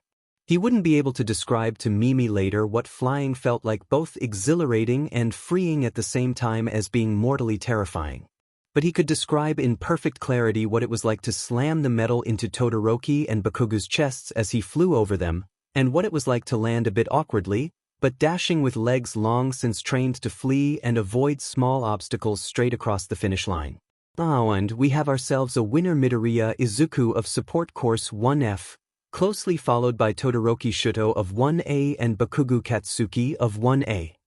Izuku was already out of the finishing area by the time Katsuki was across the finish line, hearing Yamada-sensei announce, one by one, Shinso and the rest of 1F's crossing. Izuku had planned for everything, he realized. Except one thing. How he would hide in between rounds. Bakugo Katsuki hated Deku. When they were young, it hadn't exactly been hate. Contempt, definitely. The effing quirkless piece of sheet followed Katsuki everywhere, tears essing his stupid face and laughing as if nothing was wrong, ever. Katsuki hadn't really hated Deku until the day of the sludge incident. He dared to look down on Katsuki, who was so obviously better than Deku and everyone else in their school of extras, but Deku went and applied for U. He shouldn't have told the worthless nerd to jump off a building. He knew that. He was right, of course the world would be better off, but he set some fire in the useless idiot that hadn't been there before. And when that sludge villain attacked Katsuki, he had it handled. All Might was there. But Deku had to jump in and ruin his FING chances at impressing the #1 hero. The next day, Deku looked him in the eye for the first time with something other than misery or idolization. No. It was a look of pure, unadulterated loathing as he spat Katsuki's real name like it was something nasty he had bitten into. And Katsuki hadn't known what to say. Deku had never called him anything but Kaken in their lives, something the hag would joke about often, how Deku had immediately given Katsuki a nickname the moment he could speak. And the FING flower. Katsuki didn't see the nerd shed a tear over it, instead waving it around as if it were a daisy he picked in a field and not a suicide bait. For the rest of the year, the quirkless piece of sheet either snapped at him or outright ignored him. Katsuki made his beatings harder, but nothing turned Deku back into the way he was. And then, had the audacity to get into Yui and hide from Katsuki. And then beat him in something. He knew something was up with the nerd from 1F, the one who always had a beanie and goggles. But, it was just another extra to Katsuki, no matter how high and mighty the support shitbag acted. But no, was Deku. Katsuki's palms twitched with small sparks as he stormed through the stadium halls, red eyes scanning and practically kicking open every door in search of the worthless a-hole. Katsuki would make him pay for what he did. A pair of support extras were loitering in the hall just outside one of the doors, this one marked 1F.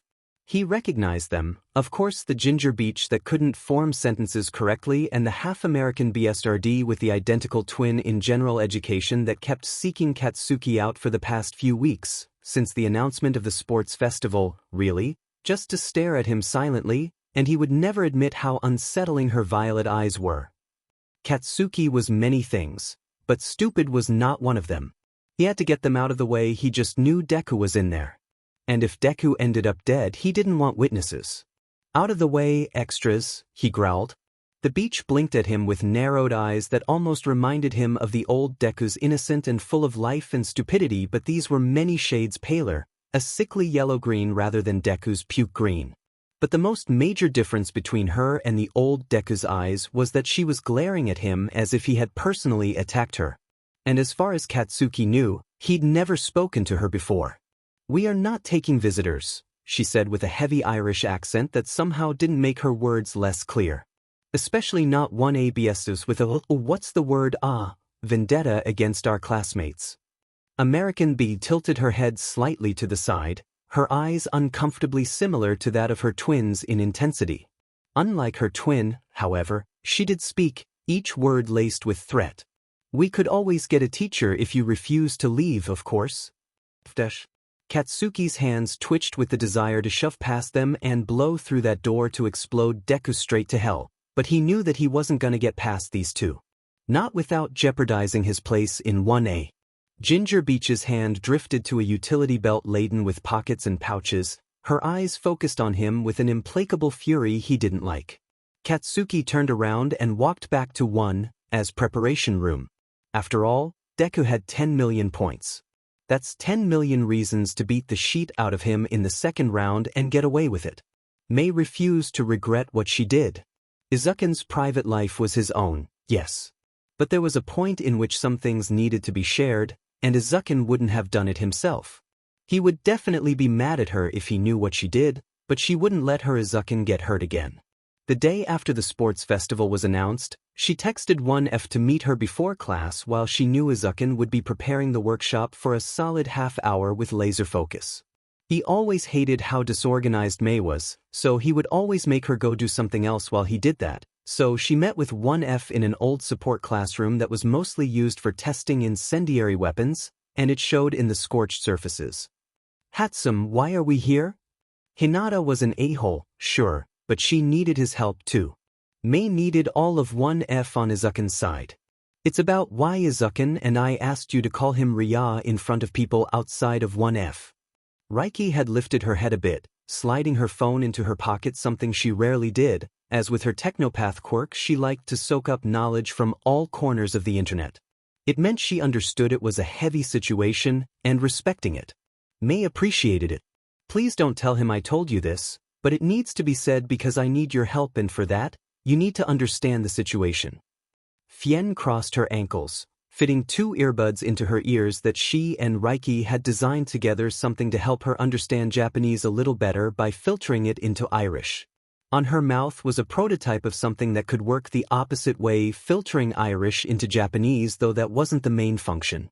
Mostly something Izukin had thrown in when he learned Fien struggled a lot with Japanese, especially when she was stressed.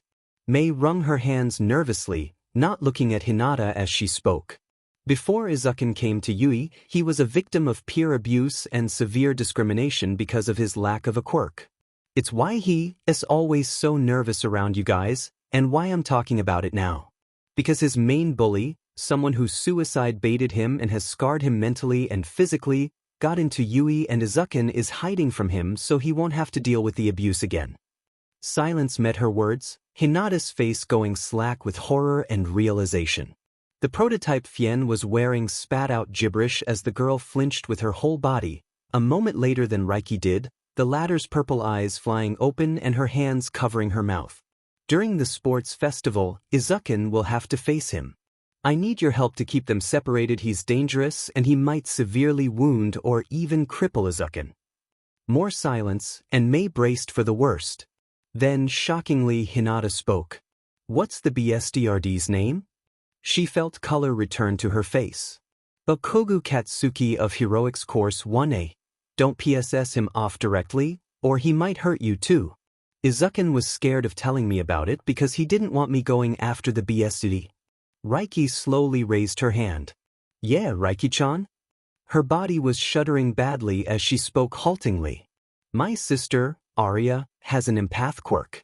She knows he's very hostile and has been keeping an eye on him. Can I ask her to keep an even closer eye on him? Yeah, Reiki-chan. Thanks. Mei smiled weakly at her classmate. The more information we have, the better. Hinata shook his head, running a hand over his face. This is so effed up. I'm such an butt. I'm gonna apologize to Midoriya. Kami above, he doesn't deserve me being a JRK on top of that sheet. Thanks, Hinata-kun. No, Mei wouldn't regret a DMN thing she did. Especially not since she heard Bakuga being turned away by Reiki and Fien at the door as Izukin talked with Hinata and Shinso about some invention he was collaborating with Hinata on and Shinso was testing for them.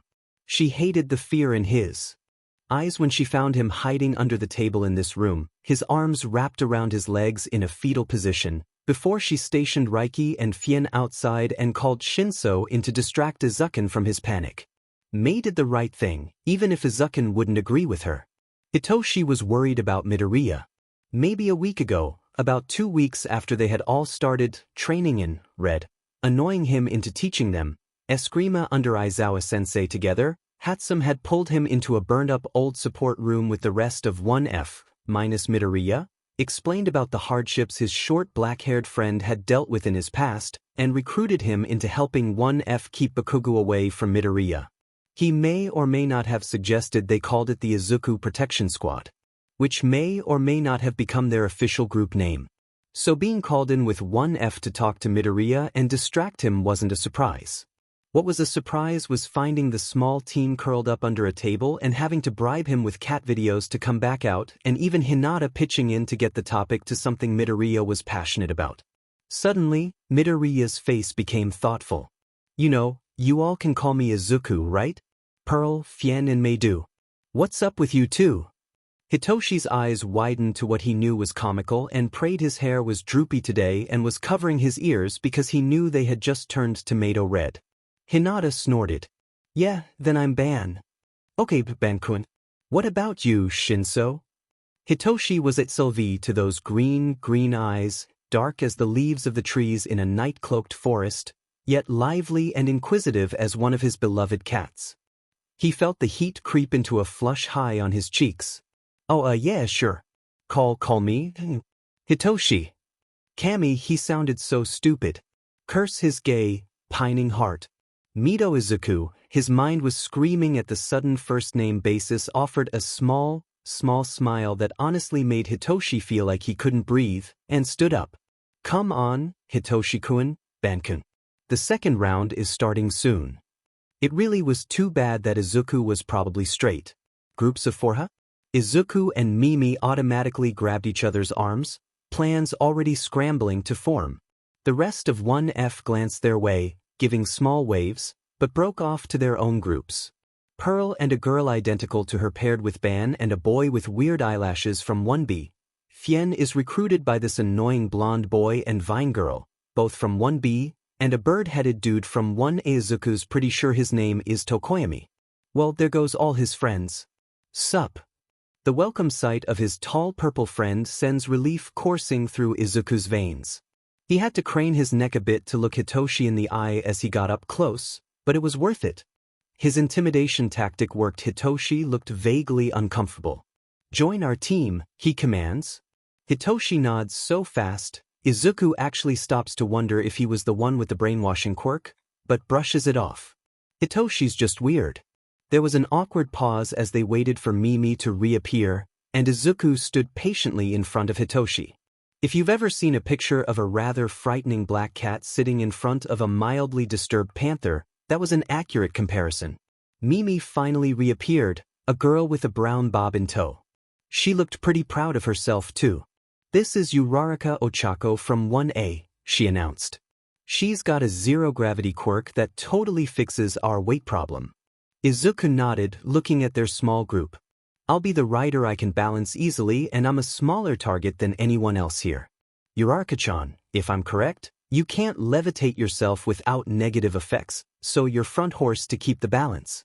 Hitoshi, take my rocket boots and be on the left flank. Brainwash everyone you can to keep them or others away. Mimi, left flank. Throw pink bombs, electrocute people, go nuts. They all nodded. The teams looked tensely at each other, all bracing to run. Start. Izuku would be lying through his teeth if he said he faced the oncoming flood of teenagers running at Mimi, Hitoshi, Uraraka and himself. Nope, he screamed like one of those white girls in horror movies that die first. Mimi laughed like a madwoman as Uraraka brushed her hands over the other three, before Hitoshi and Mimi activated their boots and they shot up into the air in a near miss with the mob. Wait, what? It seems that Team Midoriya is airborne. No, really? A whip of something came from the elbows of a guy on Todoroki's team. Mimi laughed harder, her lightning rod active and swiping out to catch it in an instant. The electricity ran down the weird stuff, which quickly retreated as Elbow Boy shrieked. Vine Girl attempted to do the same, ending up with a pink blob sticking her hair together. Boom pop up. Izuku froze as he heard the all-too-familiar sounds, muscles bracing to flee or take a hit. Katsuki was flying at him, face contorted in rage as he extended a hand for Izuku. And a drone smashed into his front, a claw extending to rip the headband off of Katsuki's face. Katsuki was just barely caught by his team as he turned his attention to the offenders, the Reiki twins and their team. Izuku would thank Pearl if he wasn't so terrified for her. Minutes ticked by as Izuku and his team flew back and forth across the stadium, watching Minoma and Fien's team rack up points with ambushes and Todoroki's team annihilating everyone that stepped in their way. Reiki Arya, Pearl's twin, now had a grand total of 0 bands on her forehead, but she and her team still ran after Katsuki, thwarting him every chance they had. This event was really boring if you could fly. More and more broke off in their chase after Izuku, and it became a free-for-all that he and his team observed quietly, occasionally throwing in a comment to each other to change positions. 1 minute left. We should head down at 30, Izuku said decisively. Uraraka gives him a weird look, but restores gravity to the team as the deck ended. Straight into the waiting grasp of Todoroki's team. Todoroki reached out with his right hand, always his right, so Izuku does what Izuku does best. Make everything far more difficult than it has to be. His lightning rod is out in the blink of an eye, tip jabbing into Todoroki's left shoulder. Todoroki spasmed, a ripple of fire running across his arm that flashed out and drove Izuku back, his team fleeing unscathed again. Then, Izuku notices something. Ida's exhaust pipes are glowing. Reciprio. Ida explodes forwards, and Izuku drops sideways to avoid his reaching hand, and falls directly into Hitoshi's extended arms. There was a beat of pure silence as the timer ran down, all knowing it was futile to try and get Izuku's headband, and Izuku himself internally flipping his sheet because what the F his friend is carrying him bridal style and Mimi is laughing her butt off and he knows people in the audience are too and holy mother of F. This is embarrassing. One Team Midoriya comes in first with 10,845 points. Following behind is Team Bakugo with 960 points, Team Todoroki with 950 points, and Team Minoma with 615 points. Uraraka and Mimi break away from Izuku and Hitoshi, the traitors, and laugh at his expense as Hitoshi, dear, sweet Hitoshi, has gone a shade of red Izuku didn't know was possible for anyone but himself, and was intimately aware his own face was a similar color. He managed. This is a thing. That happened. Hitoshi nodded back, his face the picture of awkwardness as he attempted to set Izuku down without just dropping him, which was a whole process but one Izuku appreciated nonetheless. Mimi was laughing, her arm on Uraraka's shoulders, the entire demon time. When Izuku regained his footing, he tried his damnedest to ignore the crowing of his best friend as Yamada-sensei talked about the break. They headed dazedly to the break area, Izuku dazedly holding Mimi's sleeve and letting her guide him as he tried to process that he just won 2 events. Midoriya, is it? Izuku blinked out of his reverie, looking at the new voice. Todoroki stood there, his face as cold and hostile as it always was when Izuku saw him. May I speak with you? Katsuki was hunting that piece of sheet. Showed him up, humiliated him in not 1, but 2 events. Events that he had almost won. So when Half and Half took Deku away from his snarling coven of freaks, he saw it as a chance. Wait for Deku to be alone, teach the quirkless fuckwad a lesson, then win the sports festival. He followed them to a tunnel, and pressed himself against the wall to listen. Midoriya, you made me break a promise. There was a pause before Deku interrupted it. So what? Katsuki would be surprised if he didn't already know the asswipe had changed in the past year. The old Deku would have fluttered his hands with a string of apologies and tears in his eyes. But Katsuki didn't know this new Deku, and he hated how he couldn't predict a DMN thing he did. So, Half continued tightly. I want you to understand what you've done. Shoot.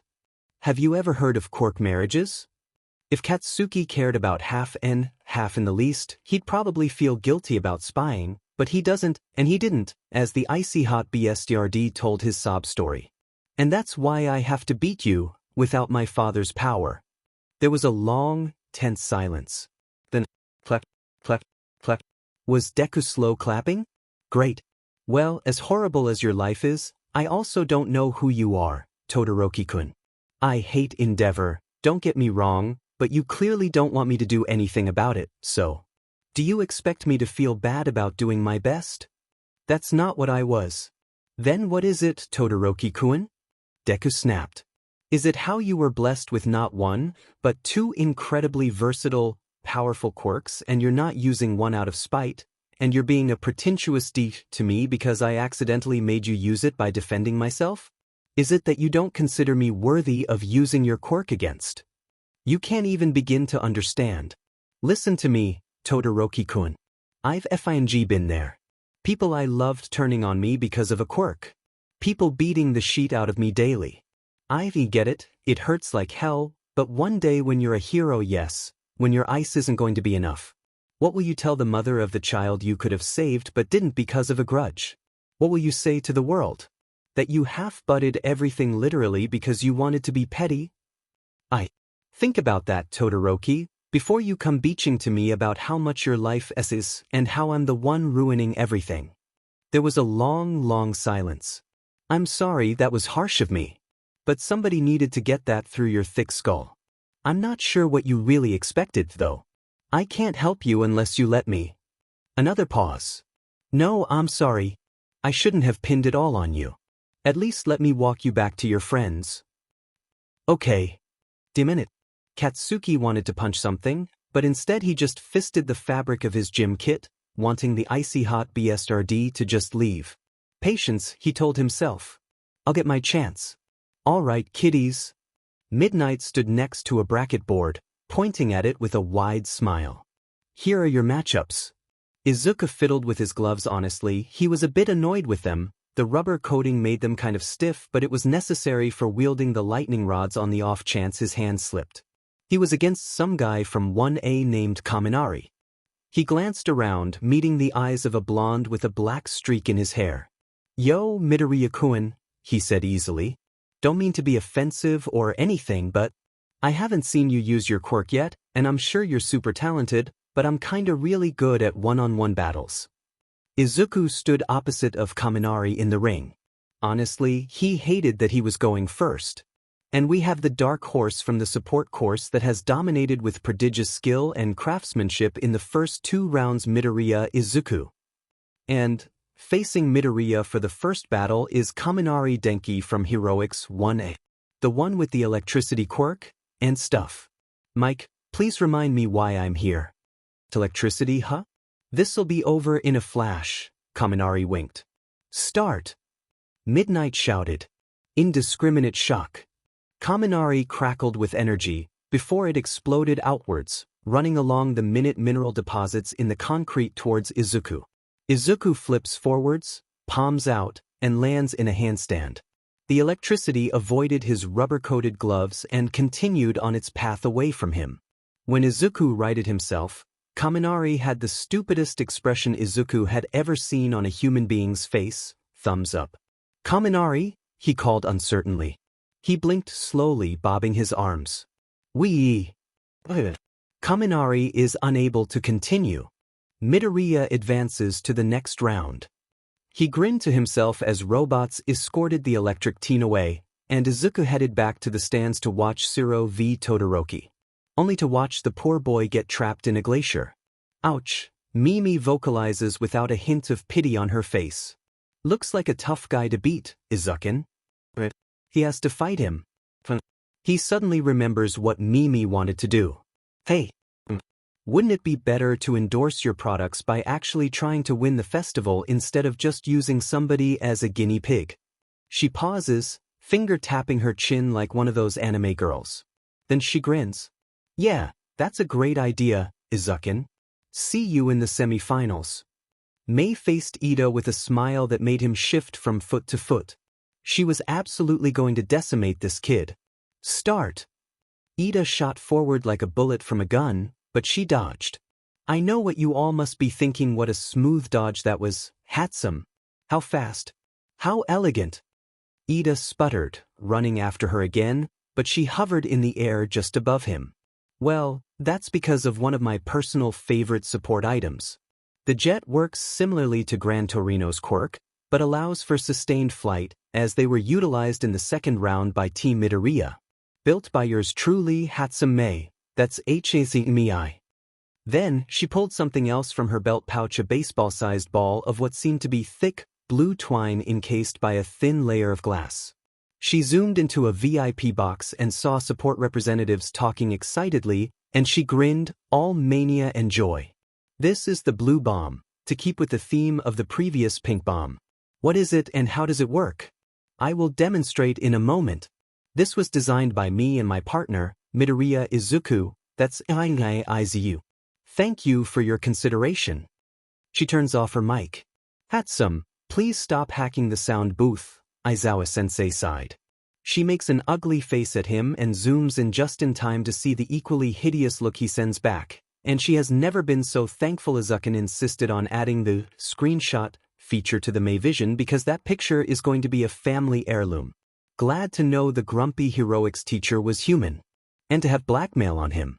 She tosses the blue bomb carelessly at Ida, who funnily enough was too busy trying to figure out what her strange expressions were until it hit him square in the chest and exploded into long blue wires that wrapped around Ida and bound him tightly. Ida is unable to move. Hatsum advances to the next round. Momo was humiliated. She was a recommendation student, she should have fared better against Tokoyami. She was supposed to be the best, her parents expected her to be the best, but she didn't even get the chance, overwhelmed before the match even began.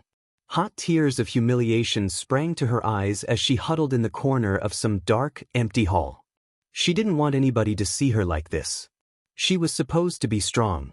She sat with her head between her legs, listening to naught but her own pathetic cries fueled by embarrassment and wretched disappointment. You know, it sounds kinda asshole-ish, but I'm sorta glad Tokoyami won. You could give Mimi a run for her money, but Tokoyami doesn't stand a chance. Momo's head shot towards the speaker and saw a black-haired boy sitting beside her with a blank expression that reminded her of Tsu, plus eye bags that rivaled Aizawa-sensei's. Sorry, she managed through her haze of tears. I'm so pathetic. He blinked dark green eyes at Momo. That's your opinion. Mind if I share mine? She shook her head, ponytail a mess as it scraped against the wall behind her. It didn't matter if this guy said she wasn't good at anything, she'd surely hear it from her brothers later. I saw you during the other rounds. You're pretty badass and you're really smart and creative. You'd make a great hero or support designer if you chose that path. Momo opened her mouth, then closed it. She really wanted to be a hero and save people. But nobody had ever suggested she could be good at something different. I was planning on asking you for help on making some rare materials me and my partner need for this support item we're making in a few days or something. You'd be paid, of course. Momo legitimately had no idea what to do. He had single-handedly took apart her self-deprecating phrase and then completely changed the subject away from the festival entirely and made it seem perfectly natural. How the F dash? She smiled hesitantly and nodded. Sounds great.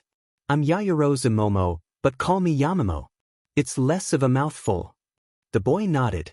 I'm Midoriya Izuku. The boy who won the other 2 rounds. What was he doing wasting his time with her? Sorry, I know I'm a mess, she gestured to her hair.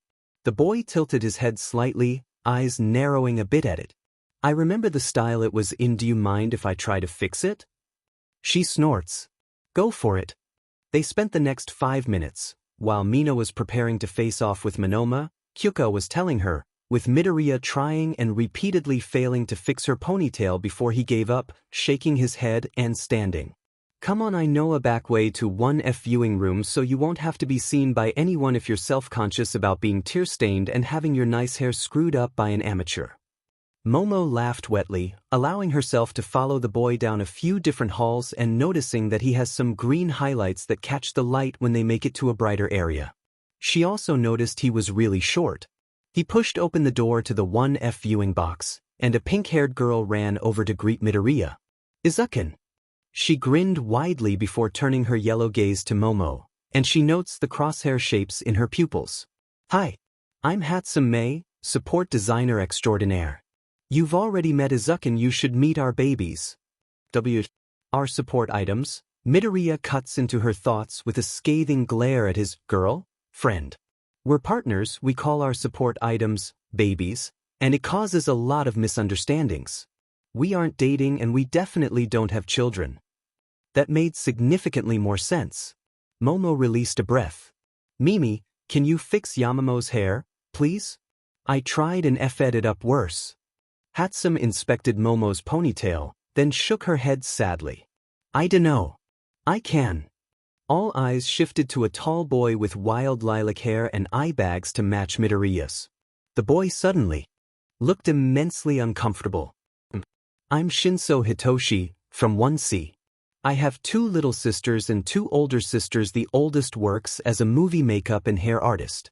She taught me everything I know, and, I've had a lot of practice on the rest of them. Momo smiled warmly at the boy, who relaxed a bit. That'd be wonderful, Shinsu-kun. So maybe Hitoshi ended up doing everyone's hair while Ashido fought Monoma, and eventually lost to the copycat 1B student. Even Ban had short butt hair, so Hitoshi ended up spiking his dark brown hair dramatically. Izuku now had a messy bun that wouldn't come undone that Hitoshi definitely did not do because he thinks Izuku looks cute with a messy bun and was disappointed he didn't see it more often. Hatsum had him braid her dreadlocks together, the Reiki twins wanted side ponytails going in opposite directions, Fien wanted a braid bun thing. And Yamamo got her super cool ponytail back, so that was a thing. His reputation was really dead to 1F, wasn't it? He rolled his shoulders, standing across from Shiozaki. May this be a fair fight, Shiozaki declared, doing a weird religious thing with her hands that Hitoshi didn't really get but he would. Hitoshi shook his head a bit, putting on the siren call. It was similar to a mask like the Winter Soldier's, but black, and it had a mic inside and a speaker just on the front. He ramped up the volume. For our next battle, we have the mysterious Shinsu Hitoshi from General Education that has somehow come out in the top 10 in every round. Verse. The assassin of 1B. Excuse me. Shiozaki raised her hand. I am no assassin. To kill would be a sin. I simply want to bring peace. Hitoshi might not be able to zoom like Hatsum, but he knew Yamada-sensei was making a confused face. Sorry. The kick-ass peacemaker of 1B, Shiozaki Ibara. Got anything to say, Aizawa? I wish I was asleep. Start. Shiozaki shot her vines forward, and Hitoshi panicked, searching for literally anything to say. I am disgusted, I am revolted, I dedicate my entire life to our Lord and Savior, Jesus Christ, and this is the thanks I get? The vines stop, dropping as Shiozaki gapes. I'm sorry, I didn't realize I was being so aggressive. The brainwashing hits the same time the joke did, the youth in the audience crowing with laughter as Hitoshi stood staring at the vine girl. That worked. Walk out of the arena, then snap out of it, he ordered. Shiozaki swayed before turning and walking out. Wawawe it. The mysterious Shinsu gets even more so. Shiozaki is obeying him. Shiozaki steps over the line, and color floods back into her eyes, and she blinks confusedly. Shiozaki is out of bounds. Shinso advances to the next round. He grins victoriously. It's unfortunate when Fien loses to Uraraka. She can't exactly set off a nuclear explosion in the middle of a tournament, but Uraraka and Hatsum talk really excitedly together after. And he can't really say he didn't expect it when Bakugu handed Kirishima his own butt. He just really hoped Bakugu wouldn't face Izuku. And we have the undefeated champion of the festival, Midoriya Izuku of 1F, versus Todoroki Shuto, the undisputed most powerful student in 1A. Izuku looked Todoroki dead in the eye as he cracked his knuckles and ran his fingers over his belt, making absolutely sure he had everything in order. Todoroki's eye twitched. Izuku knew he had been harsh, but Todoroki needed to hear every word. Mind if we chat for a bit before we really duke it out? He asked leisurely. I'd like to draw this out a bit, you know? Another glacier incident and the crowd would get bored. Besides, the cameras can't hear us. Todoroki looked at him confusedly, but seemed to understand, and nodded. That was a bit odd for the aloof boy to agree, but maybe Izuku's words before had gotten through to him. Start. They walked to the center, and Izuku stuck out a hand that Todoroki awkwardly shook. I feel like I should apologize for being so brash earlier, but I stand by what I said. The red and white boy nodded after a beat. It's okay. I think I needed to hear that from someone, and it really wasn't fair of me to unload that on you. I barely know your name. Izuku shrugged in response. I feel like I should bring up one small, other thing. Go for it. There are people in this stadium that don't have a fraction of your power and are still fighting as hard as they can. Collins has a nuclear quirk that could kill us all if she used it past a tiny sliver of it that she uses to power her support items. Hatsum can zoom into things, and that's it. Hinata has a calligraphy quirk. Todoroki shifted uncomfortably. They're all brilliant and they've had to work their butts off to get to you. Even me, and I was even worse off. He gets an inquisitive look, but pushes on. To people like us, it's a bit of an insult to brush off half of your amazing power and refuse to give it your all against people that have been giving it theirs. It's my father's quirk, he grits out. I don't want to be anything like him. You aren't. Izuku tilted his head slightly. Did your father directly give you his quirk? Is he quirkless now, and you're wielding his quirk in his stead, like some kind of old sword? No. Then it's your power, isn't it? His eyes widened. Izuku took a few steps back. Sorry, Todoroki-kun. But I really am giving it my all. What? He was wrapped in the tendrils of the blue bomb before he could get the full word out. Izuku bowed slightly. Todoroki is unable to move. Midoriya moves on to the semi-finals. I hope to face you in real combat one day, Todoroki-kun. He turned and began to walk off. Wait. Izuku looked over his shoulder at the boy who was standing, awkwardly wrapped in the blue bomb. What did you mean when you said you were worse off than Hatsum and Hinata and Collins? He frowned a bit and turned fully, pulling his spray bottle of salt water from his belt and spraying the blue bomb off of the hero student. They have weak, or useless, quirks, Todoroki-kun. I don't have one at all. He left Todoroki behind, returning to the viewing box of 1F. Mimi and Hitoshi would be waiting to congratulate him. Shudo was conflicted in a word. On one hand, Midoriya had seemingly yanked back a curtain he had refused to touch to show him what was through the window for the first time since he was little and his mother was still around. On the other, he had just lost to a quirkless support student father would kill him.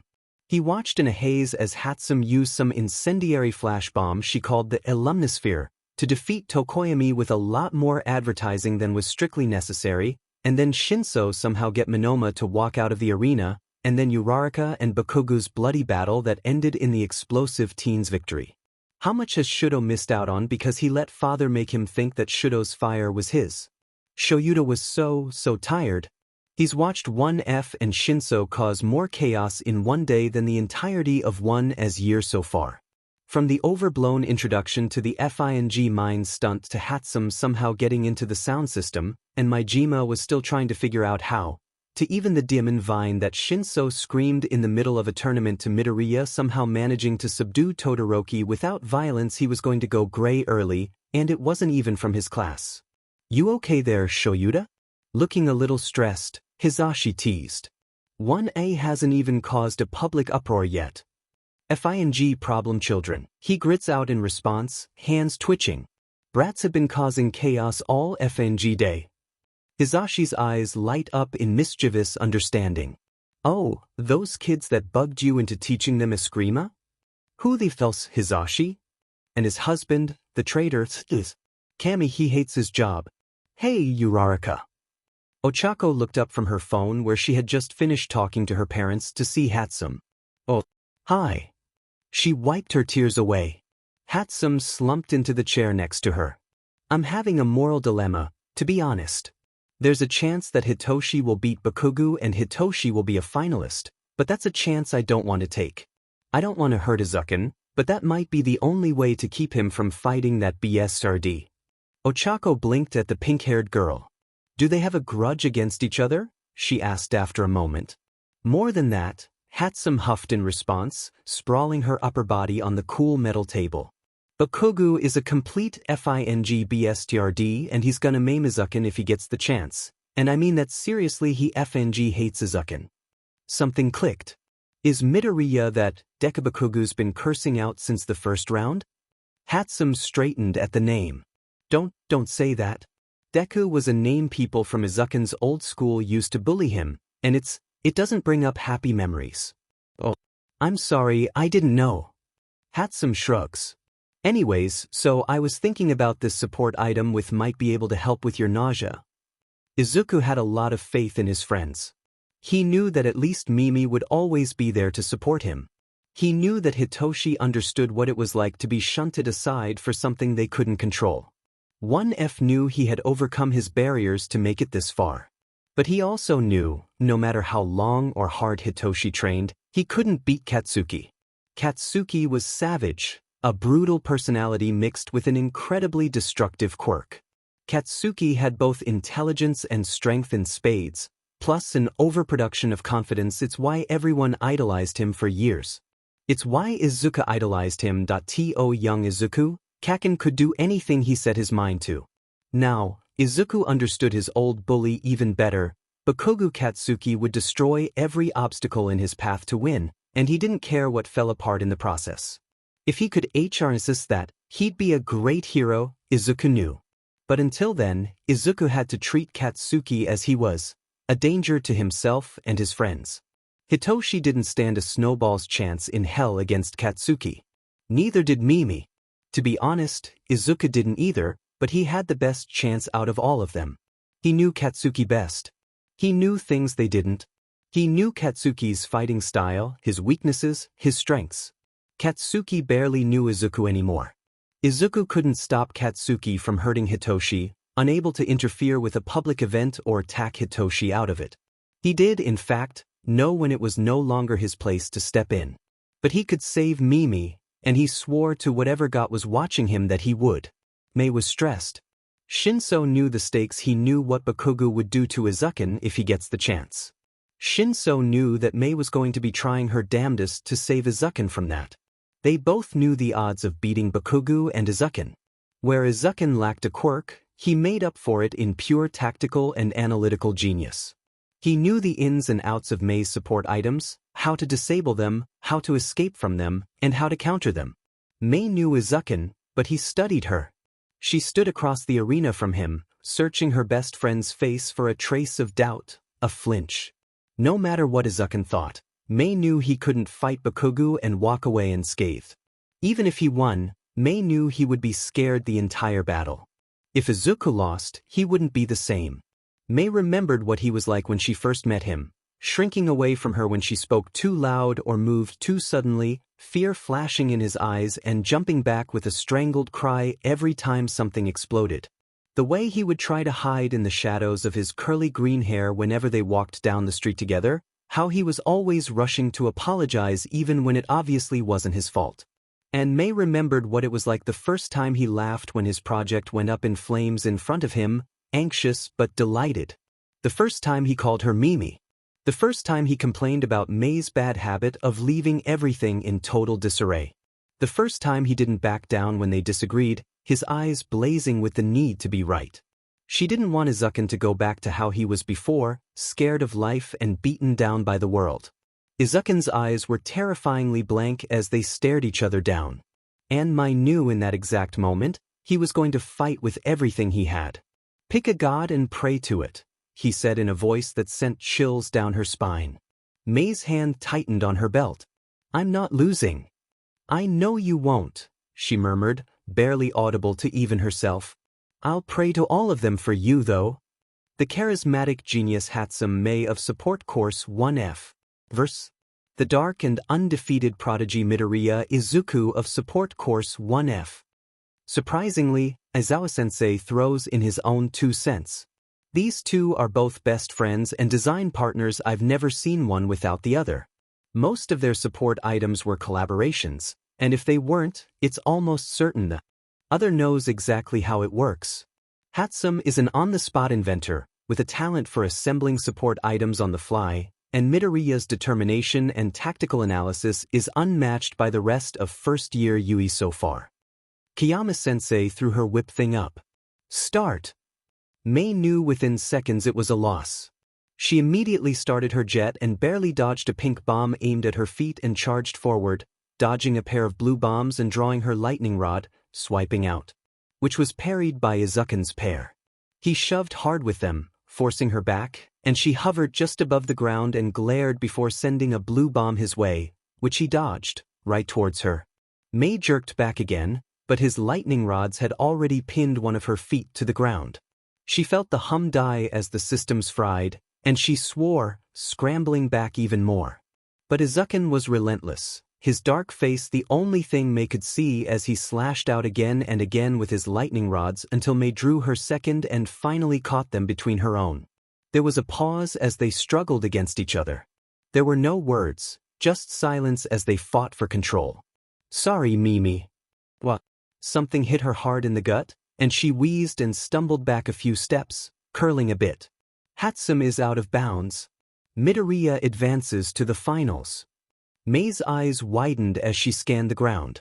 Only half a meter from Izuku's feet was the white line, which she had gone straight over when he kicked her.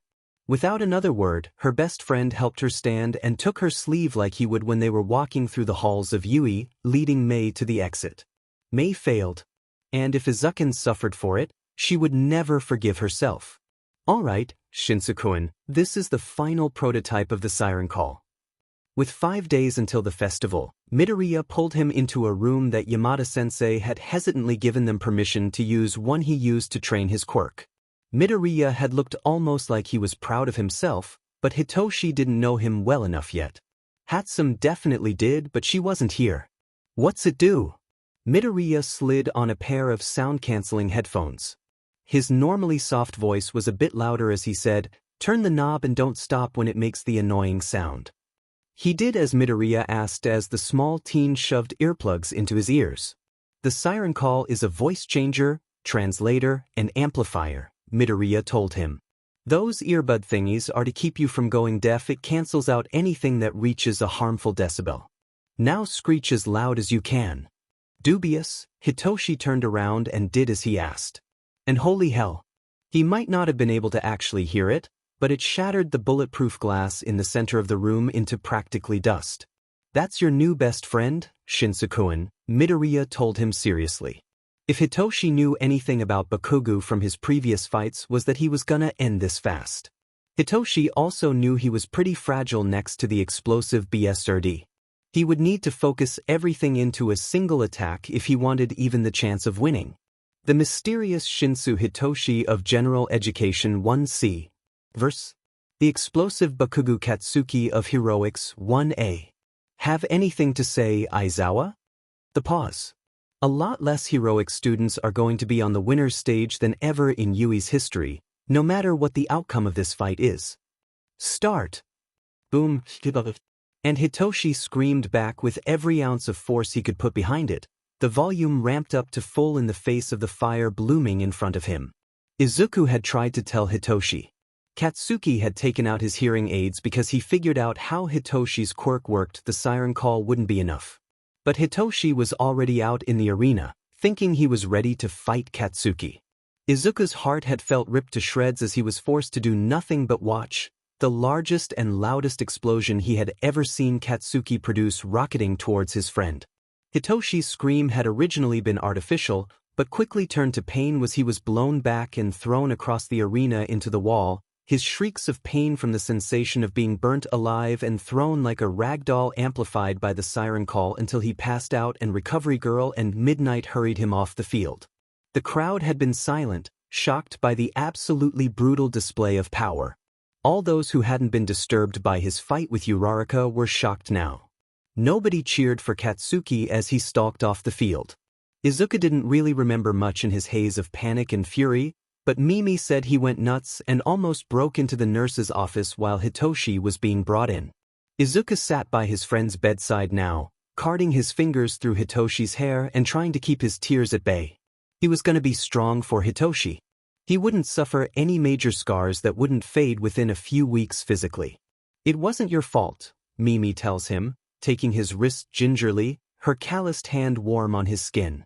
"Yeah, it is," he muttered. "It was the BSDRD's fault," Mimi insists. "Listen to me, Izuku." Hitoshi unleashed the siren call after Bakugo sent the explosion. Hitoshi would have ended up like this, hearing aids or no. Izuku felt wretched as he looked at Hitoshi, laying with his face still twisted in pain. "I know you're right, but I should have been faster." She squeezed his wrist gently. "Izuku, I need to tell you something I did, but I don't want you to hate me." Izuku looked to his best friend. She had never, not once, used his real name. "I could never hate you," he said honestly. Mimi looked extraordinarily doubtful, But she spoke anyway, starting to cry as she talked about what she thought she had done wrong. And, somehow, she managed to make him smile, even when she believed she would make him angry. But how could Izuku get mad at his first, best friend for caring? Shoyuta was fuming. Hizashi tied one of Shuta's hands down to keep him from bursting out of the commentary box and expelling that brat on the spot. Shinso was capable, yes, but lacked formal battle training outside of Eskrima and some practice with support items and was a general education student. Bakugo had no restraint, and that wasn't always a good thing, especially with his quirk. If Shinso had been any closer, he'd be scarred for life, and it would be likely he would have experienced serious ear damage if it hadn't been for Midoriya's sound-canceling earbuds. Shoyuta was haunted by many things. Never before had it been the screams of a student as they were brutalized by another. Izuku faced Katsuki with a poisonous mix of fear and anger in his heart.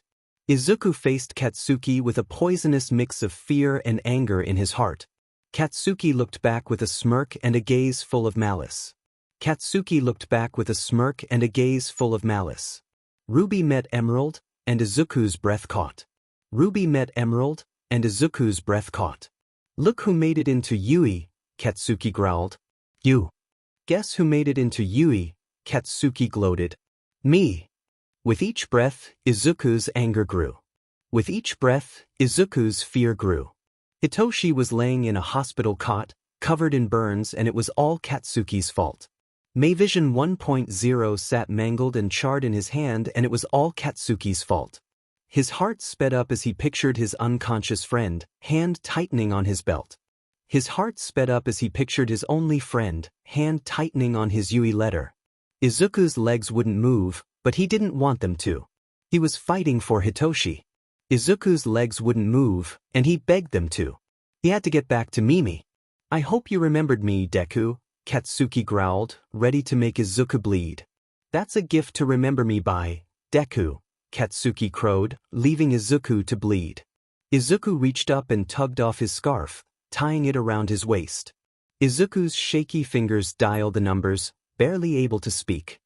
He looked at his bully, stealing his heart as he rolled his shoulders. He heard the sirens just as the world faded to black.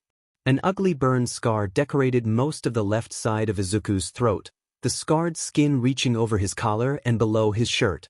In its epicenter, just above his collarbone, a perfect handprint shone silver. Sure Ifenji did, Kakin, he spat mockingly. Let's dance. He could hear nothing but his own breathing for a moment. The announcing of their names was distant, and to Izuku, it sounded like the waves of an ocean against a trash-covered beach. Indifferent to the boy writhing in pain on the sands, his blood mixing with the water. Start! Izuku activated his boots and shot up, avoiding the initial blast, every bit as massive as the one that put Hitoshi in that hospital bed, and diving at Katsuki, drawing his twin lighting rods and slashing out with them.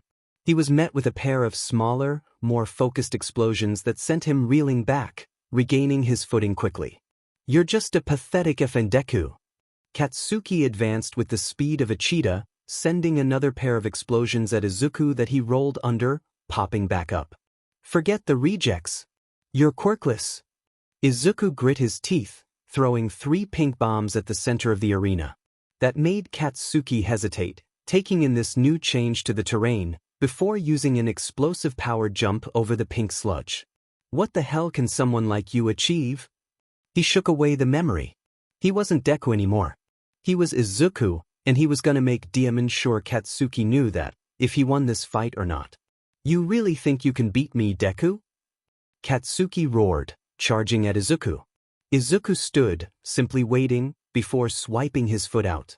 Katsuki dodged it, of course, and flung out his arm, which Izuku grabbed with ease and twisted cruelly, shoving Katsuki back several steps.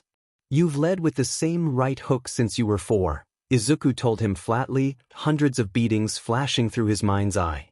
Every instinct was screaming at him to run, to cower, to be Deku again because that's the best way for him to survive. But he couldn't. Izuku never had anyone on his side before, someone willing to face down the demons that crawled out of his past. Collins and Pearl forcing Katsuki to leave him alone when he was panicking. Arya and Hinata snatching his headband to keep him distracted. Mimi trying to beat Izuku so she could take Katsuki on in his stead. Hitoshi getting put in the nurse's office, unconscious for an indeterminate PRD of time because he did his damnedest in a last-ditch attempt to keep the explosive bully from Izuku. A year and a half ago, Izuku had nobody by his side that would have taken a paper cut for him. And his friends sacrificed so much for him, placing pain, dignity to save him. Izuku was going to be himself, truly and wholly, and pay off that debt. He took a few steps forward, and Katsuki threw a series of punches Izuku jumped out of the way of before jumping forward and slamming the tip of one of his lightning rods into Katsuki's chest. Katsuki yelled in pain as he jerked back, taking a few steps back, and getting his feet stuck in the pink bomb. He looked down and scowled before sending another massive blast at Izuku, who flew upwards again before throwing a blue bomb at the pink bomb. There was a very, very special reaction the two had with each other he and Mimi called the purple detonation. Within seconds, the pink sludge turned lilac. Katsuki's face twisted in confusion before he sneered. "What? Are you trying to beat me with some dry slime, Deku?" Right on time, the now lilac slime exploded into massive, writhing tendrils that enveloped Katsuki and pulled him down until he was really and truly stuck in the sludge, not head nor hair visible under it.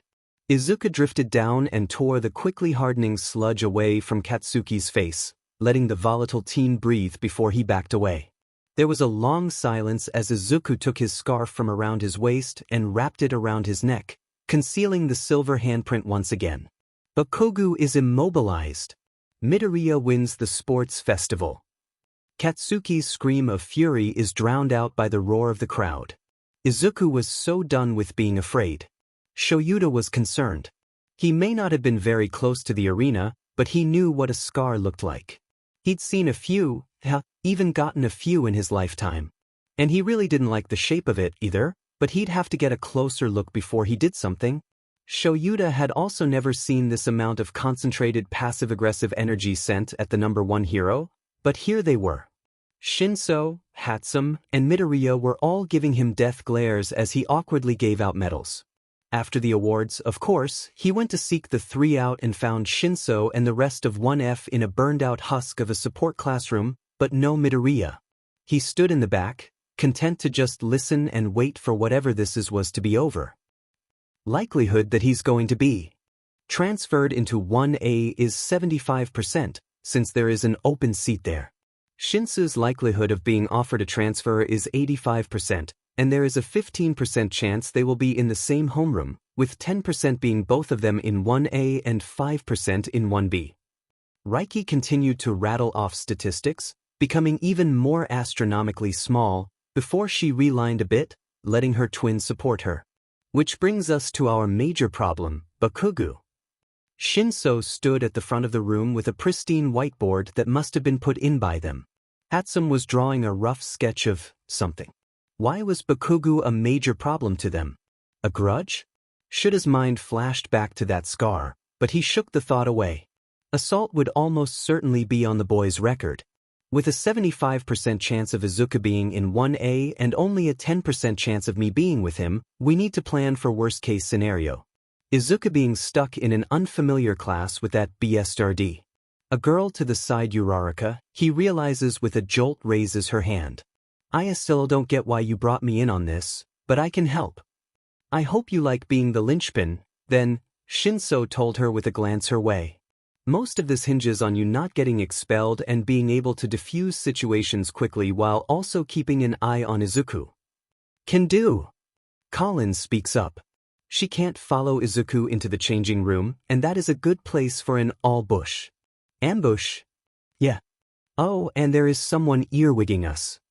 Hi, Aizawa-sensei, the gathered students chorused after a beat of silence. He looked back, and the Irish girl snorted. Don't you sit there gawking at us. Spit it out. Shoyuta sighed, venturing closer. Came to find Shinso and Midoriya, Maijima pointed me here. Maijima-sensei's a snitch, Hatsum decides, not pausing in her work on the whiteboard.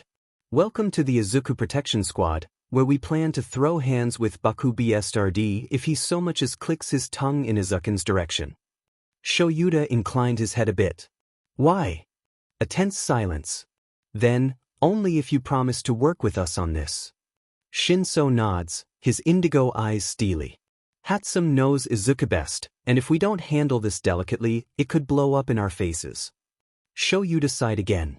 This was going to become a real headache, but he was going to get to the bottom of whatever was going on with Midoriya, even if it meant making a blood pact with his fan club.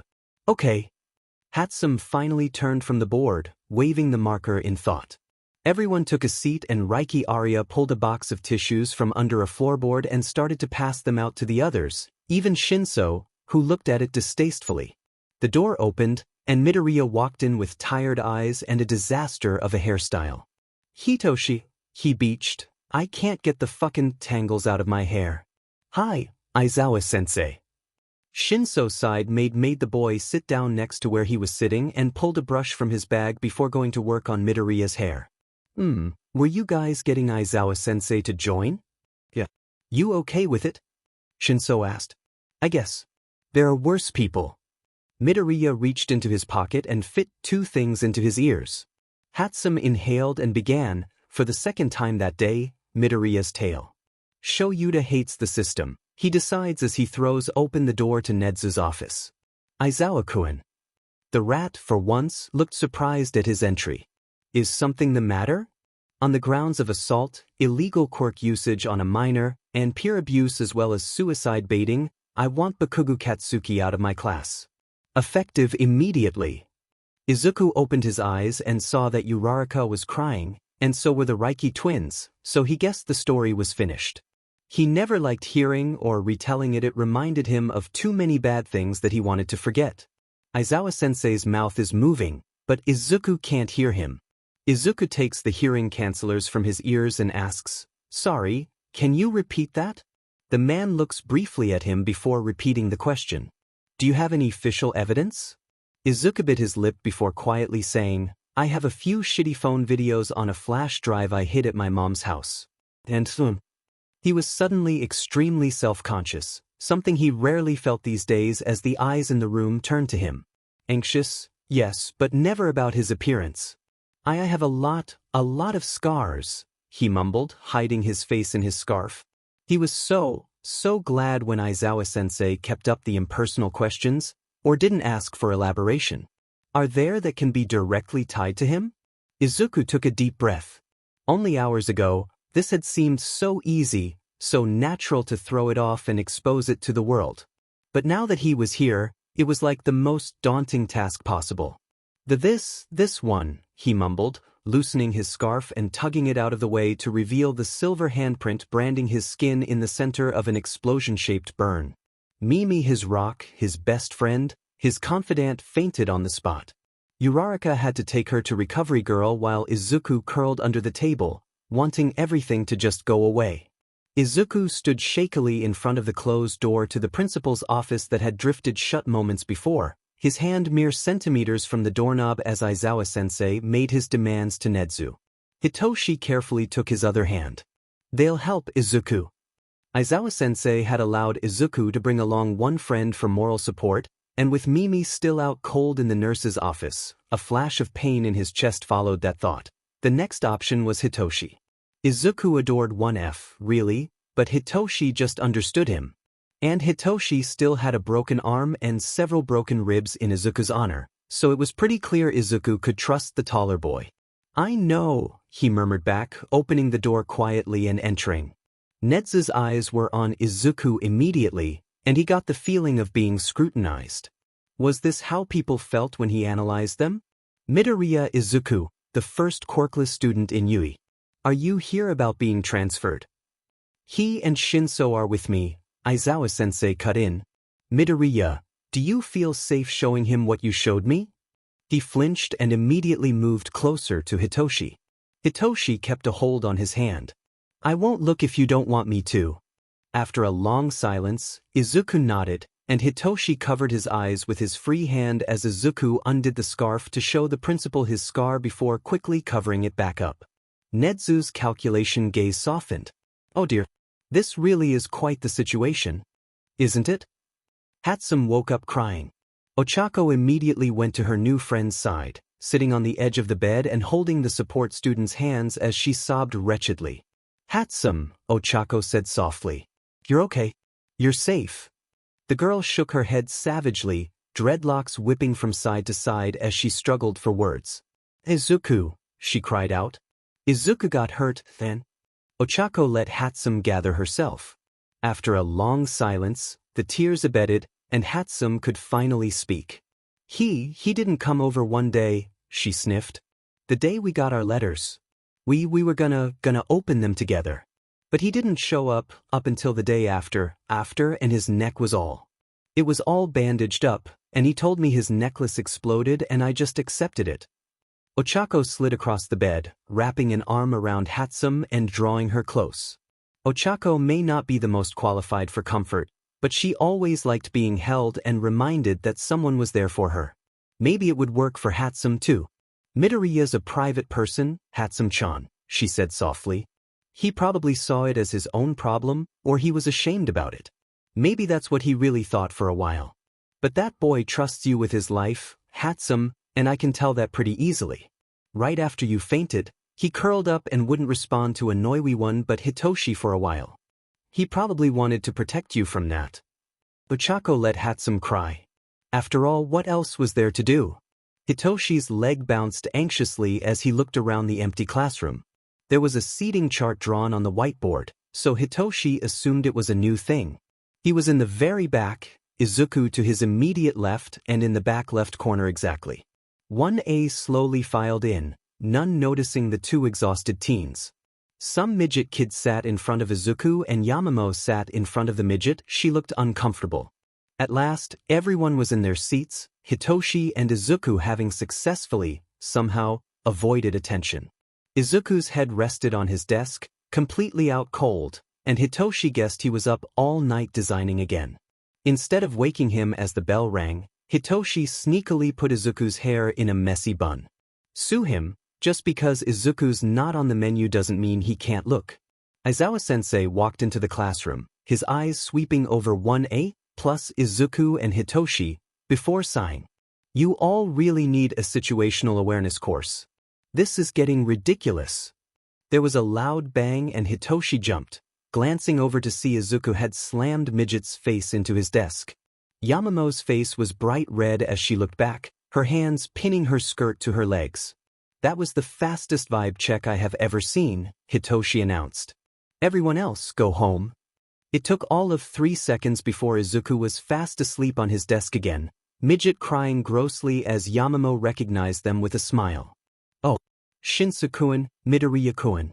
It's nice to see you two again." Hitoshi nodded uncomfortably, all the eyes of 1A on him.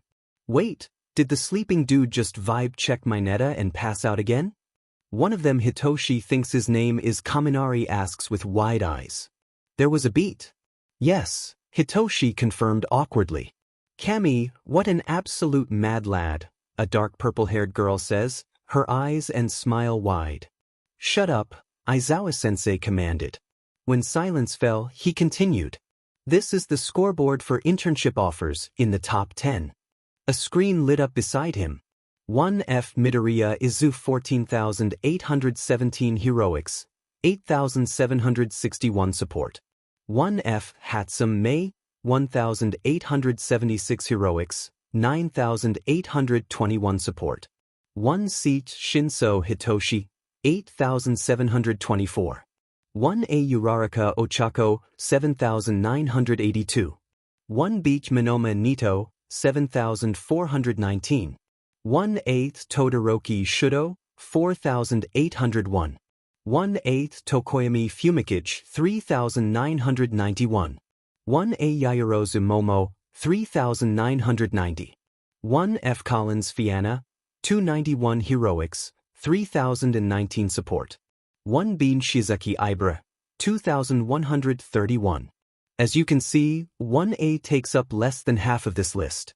Never in history has this happened, so you can pretty clearly see that you need to train harder for next year, otherwise you may lose your place in this class. Izuku had picked his head up and Hitoshi watched him scan the board with exhausted eyes. "What's the fucking point of giving me heroics internships?" he muttered to Hitoshi. People can't tell when people want to be in a different field than their own, Hitoshi reasoned back. So pick your experience week internships by Friday, or you will have one chosen for you. If you're like Mineta and don't have any offers callouts? This early? Come see me after class. You're picking hero names today. Hitoshi felt the exact moment when his soul left his body. He hadn't even thought of that yet. Izuku seemed to be having a similar crisis, his normally neutral green eyes blown wide. And because I'm apparently not qualified to judge whether or not a name is good for your public image, I'm here. Kiyama-sensei kicked in the door with a flourish, and Midget squeaked. His head was, again, slammed into the desk in a vibe check so fast Hitoshi didn't even see it. Aizawa-sensei crawled into his sleeping bag. She passed out boards and blabbed about things, and when everyone else was presenting names this French TWK went with a whole but sentence. The Ida Dude and Freezerburn both picked their own first names, and the first actually decent one coming from a girl named Azui Tsuyufrappy. You've got freaky mind powers, Izuku supplied, looking like he was desperately searching for an answer as Kiyama-sensei watched them struggle for a name. Mindfuck. That is sincerely the stupidest hero name Hitoshi had ever heard, and he grew up idolizing a guy who, for whatever ungodly reason, chose Eraserhead. And yet, when he blinked, he was standing at the front of the class. The puppeteer hero, mindfuck. Kiyama-sensei raised her eyebrows, and Hitoshi felt his ears go beet red. It's Izuku's idea, he mumbled aggressively, trying to regain some sort of dignity. It was lost when she snorted, her eyes crinkling. Yeah, it's fine. Midoriya, you're up. Izuku's shoulders were shaking quietly, and Hitoshi was a SLV to the small smile Izuku was trying to hide. So maybe he'd be stuck with the world's worst hero name, but at least he made Izuku laugh. Hitoshi returned to his seat just in time to watch Izuku peer over the podium, Demon, he's really short, and hold out his whiteboard. The forgotten hero, Nyx. Hitoshi's eyebrows shot up. You give me mindfuck but pull that one out of your butt on the spot? This is favoritism. Izuku smiled at him, wide and genuine, and Hitoshi knows he won't regret mindfuck as long as he remembers this moment. Wow, he's so gay. Wait, where's Bakugu? Asks a red-headed boy suddenly. Aizawa-sensei finally sat up and sent a look at the class. He drew himself to his full height the moment he stood, and suddenly looked absolutely terrifying. Bakugu Katsuki is in Nedzu's office, determining the terms of his expulsion with his parents.